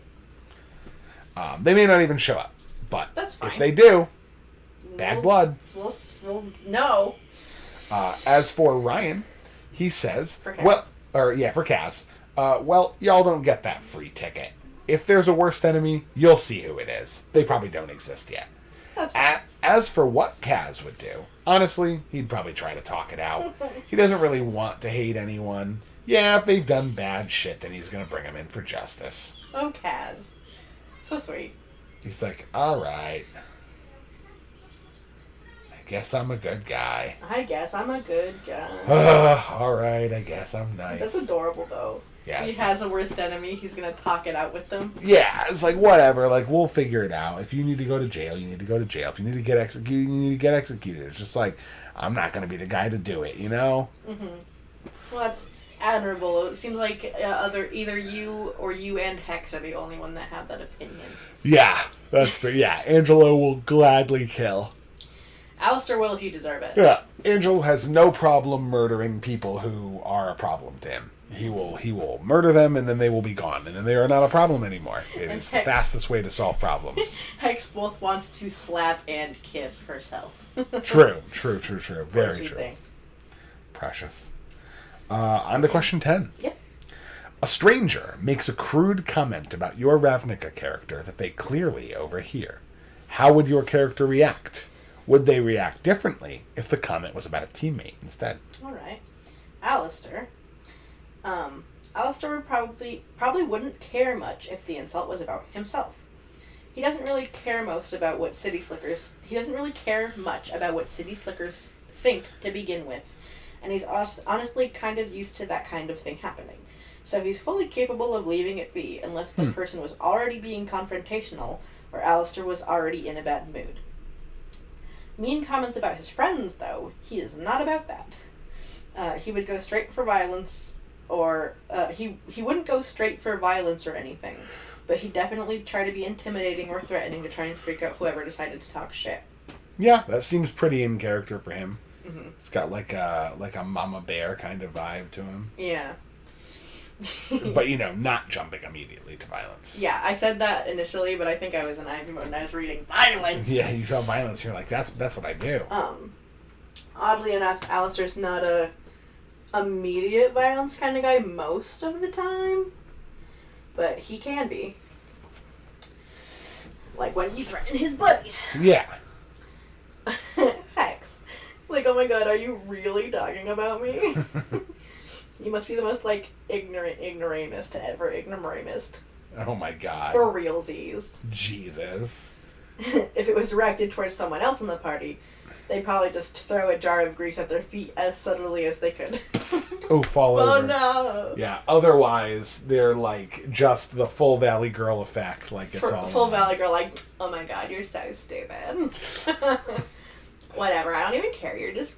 Yeah, it's just it washes right off me, I don't even care. She got the grease on her shoulders. She just brushes it off. Brushes it off. That's fun. Make them fall in class.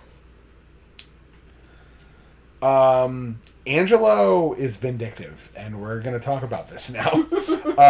Angelo pretends to shrug off jeers, but he secretly harbors a grudge. Okay. He would play dumb and try to find that person off guard one day to randomly attack them.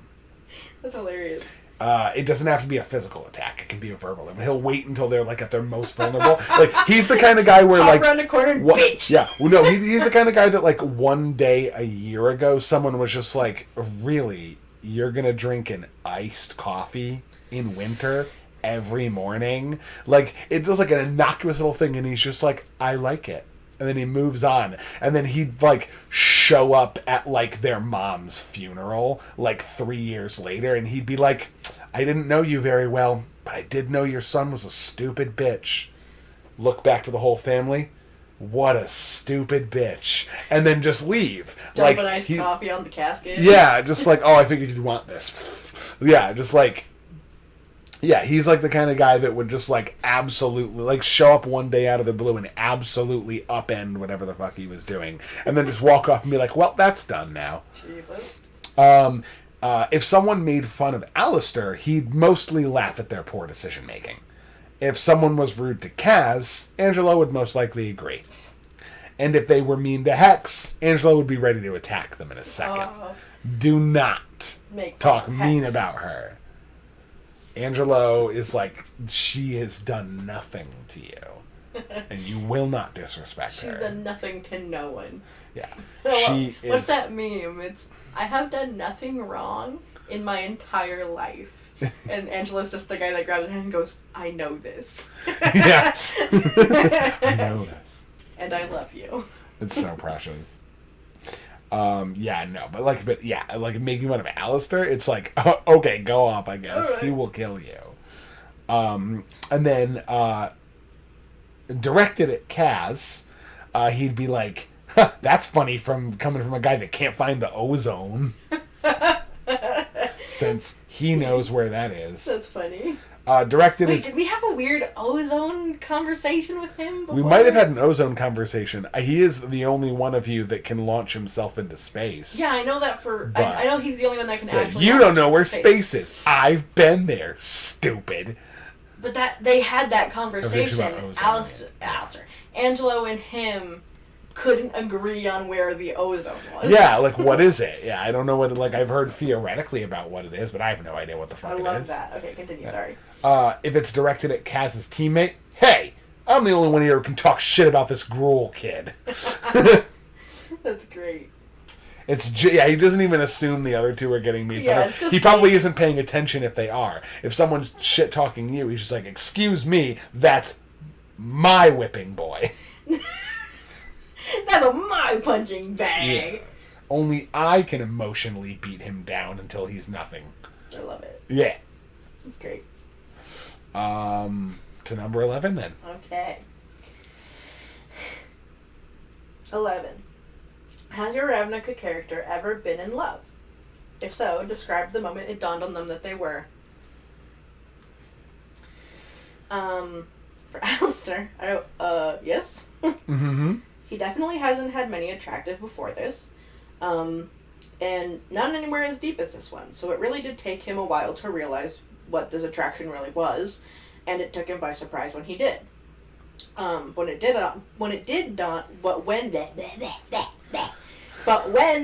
it dawn on him? You did it, baby. There was this moment in the rubble belt. I'll just leave it to future me to explain it. Oh, I see. So being vague. All right, that's fair. That's good character moments. We're not gonna cut that. Yeah. And future me isn't going to explain it, so. Yeah, fair enough. Next is for Hex. For Hex. Has Hex ever been in love? This is really something I'd rather explore in character, as I've said before. However, in order to not be a total spoil sport, girl, you can not answer, it's fine, and affect your view count, I'll offer this as a teaser. We never actually, just to jump off of that, we never actually told him we were gonna do a podcast episode for this. We just said we were doing a quiz. We just said we were doing a quiz, and Kyle rightly assumed we're gonna fucking record. Of course. Next time I do it, I'm just gonna be like, we're gonna do a quiz, and they're gonna be like, all right, can't wait for the podcast, and I'm gonna be like, what podcast? You're like, what are you talking about? This is a for us quiz. But no. Alright, so anyway, offering a teaser. Hex's first date with Indra was in a lab where they made a stuffed teddy bear walk around using their combined geniuses. And then it promptly exploded in front of them and ruined their clothing. And then one thing led to another, and well, that's all you get. But yeah, well, that's the other thing too. Is it like Indra's she's a chronomage. Like she does work with like time and stuff. So like sometimes when you make things go faster or slower through time and like fuck around with like potential and stuff, sometimes you cause like minor like EMP burst level explosions, but like matter degrading explosions, like yeah. Hey. They're lucky that their fingers didn't dissolve. But well, that tells us at least one thing. As far as the Isid are concerned, very successful first date. Oh, absolutely. That sounds like a... Something exploded? Hell yeah. Sounds like a raging good time. For sure. So for Angelo, I said, I don't think Angelo has truly ever been in love. Okay. He has experienced feelings like love, but his trauma weighs heavy on his shoulders, and he fears that closeness only leads to disaster. He's working on breaking those barriers with his new friends, but it's a work in progress. That is fair. Yeah. It's something he's been trying to get better at. But Poor he's Angelo. he's had some shit. He loves us. He just doesn't. He does love you guys. He just doesn't really know what love feels like, because love usually feels like scared. Love usually feels like scared. Yeah, to so be he's fair, like, love also he's like, feels when like... I'm around you guys, I am scared a lot, so it does make sense. And not really of you, but just of whatever the fuck we're doing. But of everything that's happening. Yeah. So, like, all things considered, it's probably it. I mean, to be fair, Alistair knows that love feels like scared. Yeah, because he's literally just anxiety with toes. Yeah. Yeah. Alistair's just like, everything's fine, but until he's like, oh no. I'm gonna get eated. They're gonna, no. Jesus. As for Kaz, Ryan says, not quite. He's been romantic and had flings, but nothing really quite jumping the bridge to love. It just hasn't struck yet. Oh, Kaz. Oh, you'll get there, buddy. It's okay. I mean, now that he's got all the worlds to jump to, fucking... Oh, true. Yeah, now that he's a planeswalker. I wasn't going to say that now he can just be with whoever he wants. I was like, who's got the time? Well, that's what I'm saying. Yeah, like, he's got all sorts of shit going on.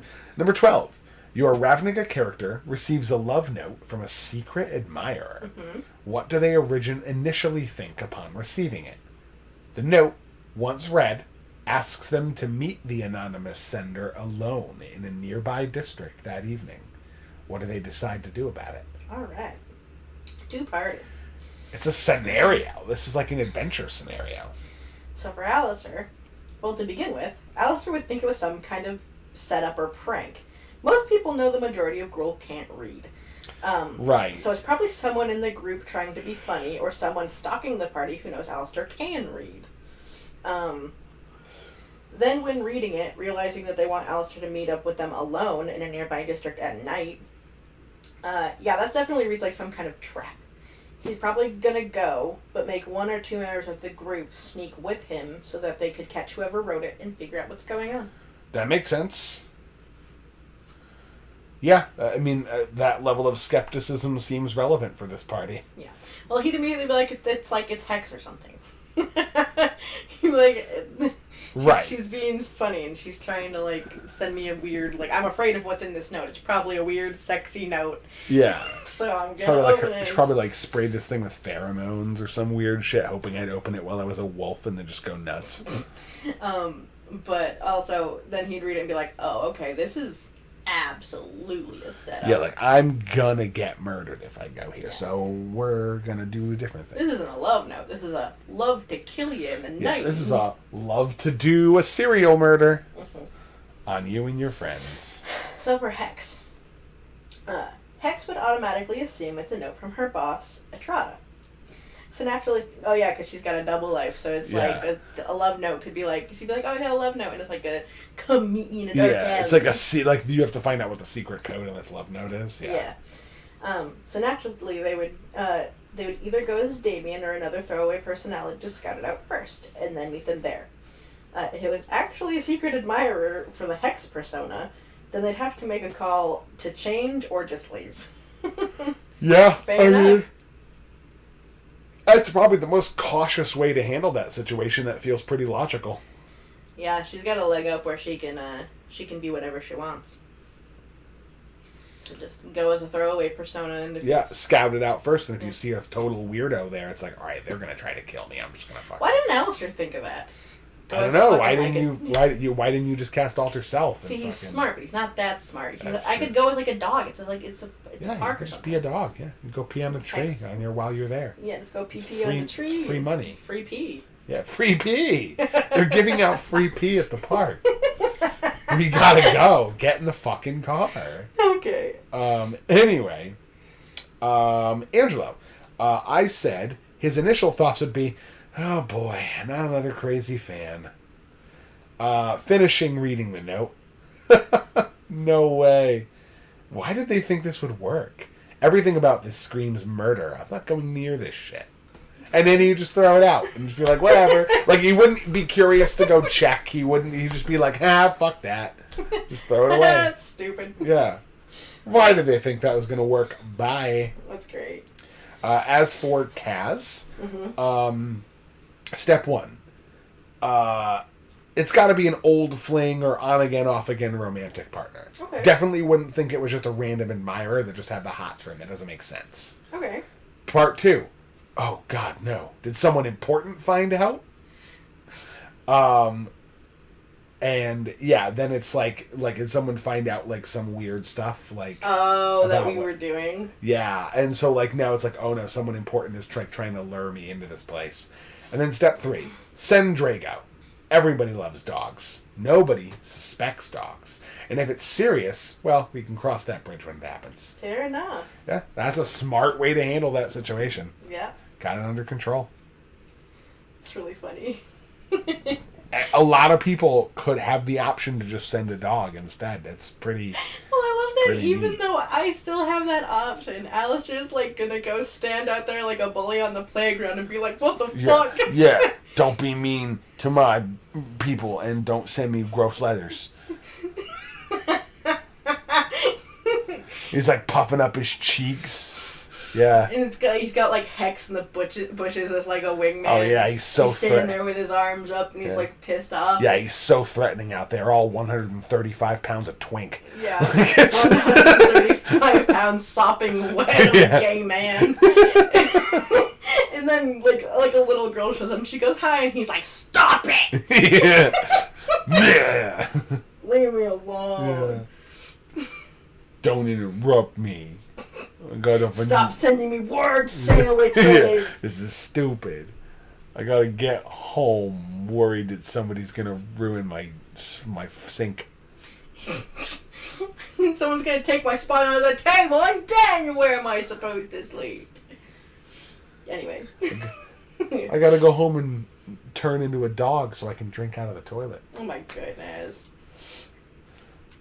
I got a busy schedule. I've got a very busy schedule today. I've got about a half hour drinking out of that weird sink. Yeah. I don't know, how am I going to fit in 10 minutes of sitting on the couch as a wolf and shaking real hard to get fur all over the couch? Hex we don't have a loves dog, that. but we got a lot of dog fur. That's Hex's favorite part of the day. That is. And Hex's you ruined favorite it for part of the her. day. That is her favorite part of the day. That's very true. Okay. Anyway. Number 13. Jesus. Who would your Ravnica character turn to first if they were in desperate need of help? Interesting. I wrote for Angelo. Yeah, I wrote it for Angelo. I wrote for Alistair. I suppose it depends on why he needs help. I think he's actually turned to Hex for help the most so far. But Angelo and Vladimira are his close seconds, depending on who's closer and how Vladimir is doing with him right now. Yeah, true. And Kaz, I think...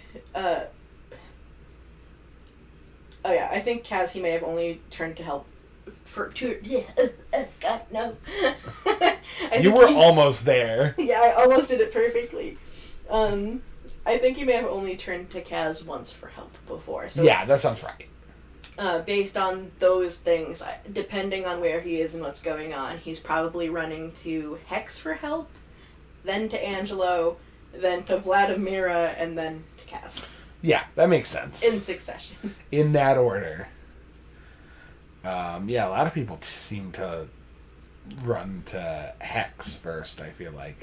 I think from just the brief glance, it looks like it's a 50-50 split, Hex and Kaz. Yeah. But speaking of which, we'll move on to Hex. What did she say? Hex said, at this point in the story, Hex would likely seek out Kaz first, since he's the closest in proximity to get a hold of. They are practical, and if they knew they could get to Angelo or Alistair first, then they would do that. If all else failed, they would go to Indra, and if that failed, then Atrada. So, we'll go to your ex-girlfriend who's currently beefing with you before going to... I mean, what? You're gonna go beg for help from the lady you're trying to get to respect you in your crime syndicate? No, that's completely reasonable. Like, so it's Kaz, Angelo, Alistair, Indra, Atrada. Yeah, makes sense. I respect it. Yeah, and interesting that, like, Alistair and Angelo are on the same level. It's probably just dependent on what the situation is. If one of them, if they're convenient, I'll get them. If not, I'll just go to Cass because he's convenient and also fine. Whoever I see first out of those two, give me one of them. Yeah. It's really just about, like, she thinks everyone in her group is competent. She just needs to get one of them. Fair enough. For Angelo, I said... Do I need help getting out of prison? Cass. Help with a device or enchanted item? Hex knows it all. Anything else? Alistair. Fair enough. Most other people in his life, he does not trust to solve his problems for him. Fair enough. He pretty much figures if I solve it, none of them will solve it. These guys might help me solve my problem if I can't solve it. Foot caught in the toilet? I got it. Yeah, you got it. You'll come yank me out of your favorite watering hole. Turn you into a fucking mouse and you're out. Yeah. I mean, you're all the way in the toilet, then you're out. Yeah, but then we can just scoop you right out. It's real easy. Yeah. And then beyond that, Ryan said, well, Kaz would probably just let it get a lot worse before he actually turns for help. Christ. Yep. Once it got real bad, he'd probably turn to Hex for help. Hex has a lot of good ideas and has a better than zero chance of fixing the problem without destroying something in the process. Fair enough. That's Respect the shade. Very true. That's very true. Yeah. But also, like, so true to Kaz's character, which is, like, he'd probably just, like, let it get worse on its own for a while. Yeah. And then eventually he'd be like, oh, shit. He's all those old guys that wait to go to the emergency room until they're like, I can't really feel my foot. And then they pull the boot off and it's maggots. Yeah, and they're just like, oh, yeah, sorry, I was in the shower and I noticed my foot was, like, real dark. And they're like, your foot was dark? And they take their sock off and it's just jet black. It's just, like, the whole foot is just, like, frostbite. It's like, oh, yeah, I was working in the cold for a couple weeks and my foot started to feel weird. And I was like, it's probably normal. It's fine. Yeah, and I just let it happen. That's Kaz. This seems like a Kaz leaning for help kind of question. Yeah, seems reasonable. Number 14. What is your Ravnica character's secret dream, goal, or desire that they keep from others? Or don't tell anyone. Alright. For Alistair, I said, well, in the beginning, it was kind of that he originally aspired to be the leader of his clan. But I think one of his most hidden desires is that he doesn't share with anybody, that he wants to try and get the Gruul land. He wants to really go back to, like, the old ways, reclaiming parts of Ravnica for the Gruul to rule over and to bring true wild nature back to the planet. If the Gruul go back to the lands and they aren't being prosecuted for just trying to have room to live, maybe it would help everybody as a whole work in harmony. Interesting. But I think one of the main things about that I left out is he's not trying to do it by destroying the city. He wants to have their area, like, officially expanded, and then they can, like, get their anger out by turning it into one of those rooms where you, like, are supposed to put on, like, a hazmat suit and you can, like, smash a car. Oh, yeah. Like, just let them do it, like, to break down everything they're supposed to, and then, like, they can, like, reclaim it and, like, kind of get back to where they were supposed to be in the first place. Controlled destruction. Yeah, and then maybe they wouldn't be as pissed. Maybe they could go back to doing what they were supposed to do and they wouldn't be angry. That's the only reason they were so angry in the first place. Yeah. Makes perfect sense to me. So he's thinking maybe he can try and fix it, but he wants to. He doesn't know if he can. Right. It's practical goals, but maybe not practical solutions. Right. Hex said, "You're killing me." I'm trying to play Hex close to the chest here. But fine, another teaser. Hex wants to find themselves, that's all you get. Hex wants to define themselves. That's okay. fair. Interesting. Yeah. I mean, that's a reasonable personal goal, and it's kind of like an arc. Yeah. Or, like, in many ways, like I'm very what the excited to definition get to of that you. arc. Yeah. It's curious, and we're working our way there. Now that you guys are back in the city, we have like a few more little things we can work on. So Now that we're back in the city, we have the whole city to our disposal. that's true. So we got all sorts of things we can do. Yeah, I'm quite excited about it. But yeah, I that is kind of a through line for a lot of this. I think this was the one that was the most controversial in terms of people being like, I don't want to answer this question. Yeah. Secret dreams and goals are that's big. Well, that's why I think it was when I was writing this question in particular. I was like, you do not have to answer it. Yeah, for sure. Answer it for you.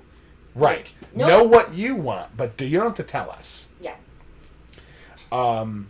I said I kept it pretty short and sweet. I didn't talk about a bunch of other possibilities. I talked about something that has kind of already been expressed. Well, also, we've kind of already talked about some of Angelo, Alistair's, like, real big secret goals. Yeah. So, and they're not, like, groundbreaking. And when they come out in game, they're not going to be something that everyone would go, what? Right, yeah, exactly. So I didn't care about talking about it, but you guys don't have to. Anyway. Fair enough. Yeah. And I did a little bit. I held back a lot, but That's I gave at least an answer. Go ahead. Angelo legitimately wants to go to space. Mm-hmm. He wants to see what the galaxies look like and if there really are other worlds out there. Angelo. He's heard about it, so he really wants to know what it's all about. And then last but not least, Ryan said, nice try, guys. Nice try, guys. Yeah. Ryan knows what you're up to.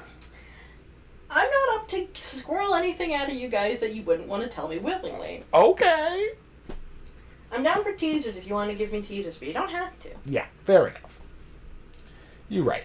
You have every right to keep whatever information out of my pocket that you want. You could literally go, no for all the questions. That'd be interesting. Yeah, you can just go, no, I decline to comment. Yeah. Yeah. Good, thank you. Okay, so 15. That's second to last. This one was my favorite question. Alright. Pick 3 adjectives for your Ravnica character that you would think best describe the other members on your team. Oh, So, I love these questions. Each individual had to pick 3 for each other character. Each person gets 3 adjectives to describe them that is being described by each other character. Yes. Yeah, cool. So, Alistair said for Hex, beautiful, kind, and clever. Oh, that's sweet. Kaz is zealous, determined, and brave. Sure, yeah, I can see that fitting. And Angelo is handsome, talented, and thoughtful. Thoughtful. Interesting. Okay. I think the moment that he realized that I think it was a compilation of moments where he's like, you don't think you are, but you're very thoughtful. Sure, yeah. I don't think he would define himself as thoughtful, but I think you're right. At least to Alistair he is. Yeah. There was, like, the moment where he went to go get a drink because Katya died, and he was, like, sharing his condolences and, like, being sweet. And then, like, he's, like, helping us even though he doesn't have to. Sure. And, the moment in the Gruul territory where everyone was just gonna rip down that, like, religious, the old gods visage, like, written in blood. Yeah. Everyone just wanted to wipe it off the wall, and he's like, no, wait a minute. Is Alistair okay with that? Yeah.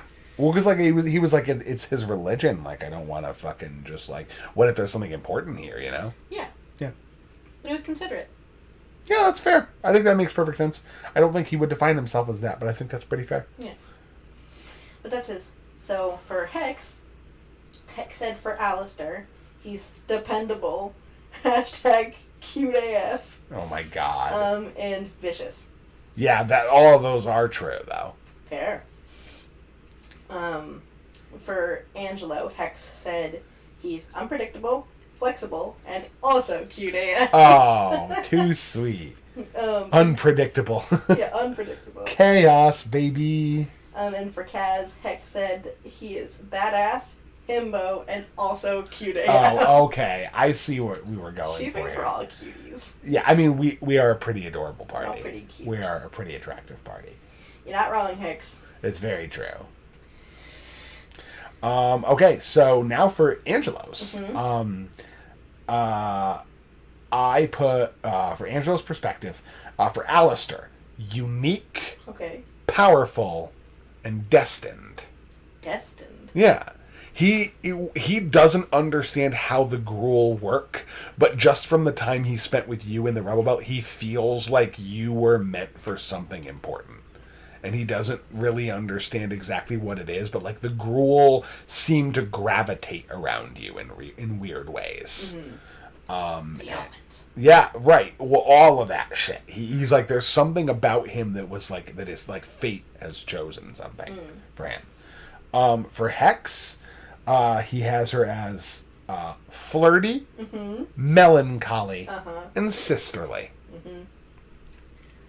And for Kaz, charming, kind-hearted, and dense. All very true. Yeah. Oh, yeah. He's not a lot of things stay inside the brain. They mostly go in and directly out the ear. But he really does help you out in a touch. And Kaz.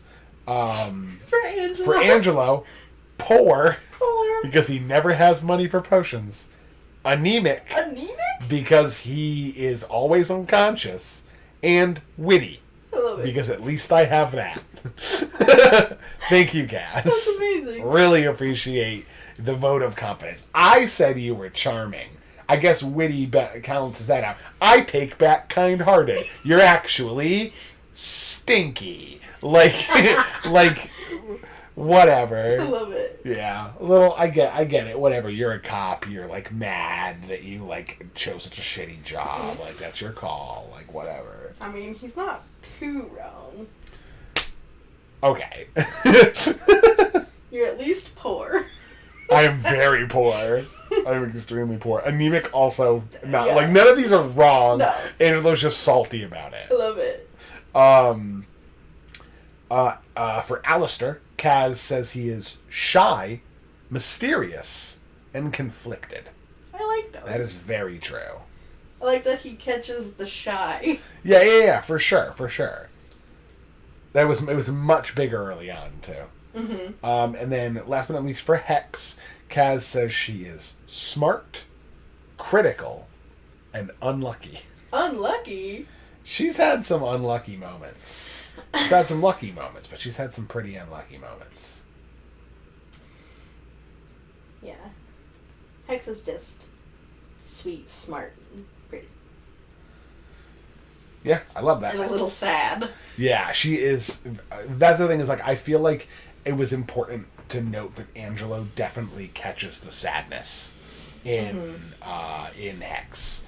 Because there is a latent sadness to her that he, like, empathizes with, and that's why he likes her so much. Right. I love how everyone picked up on a little bit of everybody a little differently, too. Oh, yeah, for sure.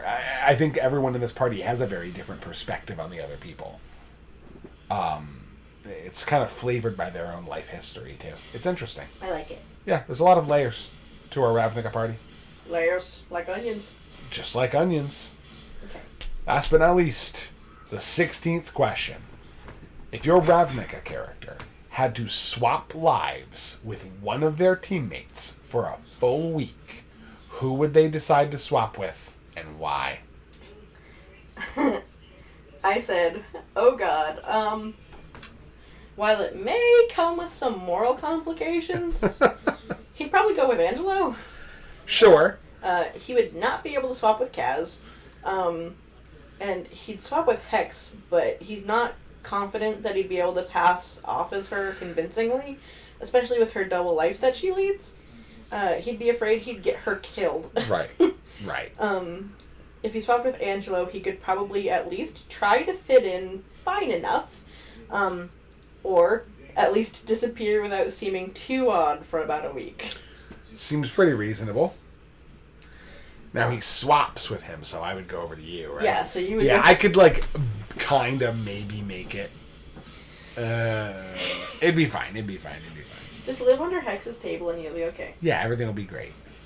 So Hex said that they would probably switch with Kaz. Oh, weird. Hex doesn't have a Boros personality yet, and it'd probably be pretty funny to see them mess things up as Legionnaire seeking justice. Oh, yeah. They'd probably be, like, the worst cop ever. It'd be funny. Yeah. It'd be like the whole personality slap trait. fucking manticles on everybody and be like, you're under arrest. You're under arrest. Wow. Oh, no. Yeah. She's sexy cop Yeah, that shit. she'd be sexy cop. It'd be funny. That could be her new personality. I love it. I like I'm it. a big fan of it. She really should make a Boros one. I think that'd be fun, yeah. Eventually you guys are probably going to have to go figure out what's going on over there. I can't go near them. Depends on what kind of shit you got. We'll see. Okay. It might never happen, but it could happen. I mean, I would love for it to go that direction because I love conflict. Yeah, for sure. Only in D&D, but I love conflict. Yeah, conflict in D&D is fun. I'd love to see how they fix that. Yeah. Me too. Especially as one of the cops most wanted. Anyway, moving on to the final two, with Angelo's response for me. He'd want to swap with Kaz so he could snoop around at police files. Nah, I'm just kidding. But in all seriousness, he would probably want to swap with Hex the most. She has such a mysterious air about her, and he wants to understand why. He wants to know how her form shifting works, and what her life is like on the day-to-day. He feels he knows the least about her. fair. Yeah. And he's always curious about things he doesn't know. Or, can't understand. Right. That's why I like space so much. Oh, I see. Last but not least, for Kaz would want to swap with either Angelo or Alistair. Okay. Kaz enjoys upholding justice and protecting the people. But he can't say he's not curious what it's like on the other side of the fence. Living a life of a drifter with nothing more than your own desires and convictions does seem like it might be a bit freeing. Ooh. Yeah, there's a red dream to be had. to Kaz that he's very curious about, and I wonder if it's something that'll ever come up. But, I'm curious. Well, I was going to say, he did get a little period of time where he got to pretend to be a gruel. that's true. I'm curious if that put the bug on him or not. Maybe. Well, because that's the thing is, I feel like that's only been coming up in our recent sessions. Well, yeah, we just got back from Gruel territory. Yeah. So, I feel like it probably is at least in some way connected, or at least he's thinking about it now because of it. Yeah. I see it. I'm interested to see where that goes. Me too. We're switching back to that campaign soon, so I'm sure y'all will hear more about it. Oh yeah, well, especially because it'll give me a chance to come up with some more questions about things that happen in the campaign. Ow, ow. So once we get a few sessions in and I have enough questions to fill out another little questionnaire, we should have some fun ramblings about the things that happen in the future. Maybe we'll even do it on the podcast. Maybe. Ooh. All right. Well, with that was all 16 of our questions. That was another one of our character surveys. Feel free to borrow these questions and replace in your own character, so you can do a little role playing and building exercise on your own. And to close off this episode, since this is yours, you got anything interesting to tell us about? That was the only thing, is I didn't know if we were switching back and forth and we had it offset where this was your recommendation or not. Regardless, No. Mine was the last time we recorded. Mine was okay. Yeah. Well, not like I have to recommend this to most people that I've already that I know we're going to watch this, but if you haven't played it or you stopped playing it, revisit Fire Emblem. Oh, because you've been on a huge specifically Fire Emblem Three Houses Houses. kick. Yeah. There's DLC. There's there's at least 4 paths to do. There's so much fucking story in that game. I did my first 2 houses. I did Golden Deer, my main house. Love them. Did the Blue Lions, and then I went to go do Black Eagles, and I hated it so much that I stopped playing for a year. Not because it's bad, I just picked it up again after a year of letting... She just didn't like some of the characters in the Black Eagles. Yeah. And I'd also spent, 90 to 100 hours, probably more, opposing the Black Eagles, so I didn't want to be on their team. So, yeah, fair. So I gave myself a year to cool down, and I just picked it back up, and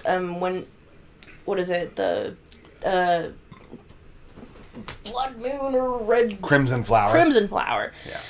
Just did Crimson Flower path, and now I'm doing the church path, and... Silver Snow. So good. And I'm going to buy the DLC as soon as I possibly can and play that too. And everyone else also should. It's great. Yeah, I'm really looking forward to picking it up and playing it again. I will have to start it all over because it was on your game and I have to buy myself my own copy of the game and play it on my Switch. Right. But I am kind of looking forward to that because I think there's a couple things I would like to do differently in this run. Right. And also, like, in general, like... I just like how customizable the game is. Like, I feel like there's a lot of different versions of run-throughs that I want to do and a lot of different ways that I want to build my units and odd and, like assortments and, like, do a run-through where, like, you just have everybody be the fucking exact opposite of anything you'd expect them to be. Right. And just to see if it works. Like, once you've done, like, 5 new game pluses, like, your professor level's so high, you can train anyone in pretty much whatever you want. Just fucking make Caspar like a wizard. Like, it'd be funny. Like, just do it. Well, that's the thing is I want to do the Golden Deer again as soon as I'm finished with all the runs. Yeah. And I was stupid and I didn't do New Game Plus for any of them because Jeez. I didn't want to redo or like rewrite any of my old files because I'm like, because then I can't go back into the file I had before. Yeah, and I understand that. Unless that's not how it works, it really doesn't matter that much. I'm gonna get to the end of these two. I do think that when you click New Game Plus, you can save your New Game Plus on a into different second file. Yeah. We're gonna try it with the Black Eagles. Yeah, go for it. Just redo it, pick a different house, keep what I did with them, or with the progress I got with the statues. And that's when you can do the Ashen Wolves or Yeah. whatever. Yeah. It'll be good. Yeah, I like it. Seems good. Play it. Yeah, totally play the game. And He's then, called to play it a 12th time, Ryan. Once you... Yeah, right. There you go, Ryan. Yeah, play it on Maddening now, you coward. If he hasn't already. I think he has. He's a fucking monster. So that's that.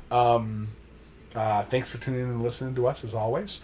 Next week, we will be back with a combined episode Group that episode. me and Hannah are coming up with. So stay tuned for us to pull out something fancy for the next time you listen to us. All right. Thank you so much, as always. We love you very much. And have a lovely rest of your week. Goodbye, everybody. See you later. Bye. Goodbye. Love you. Goodbye.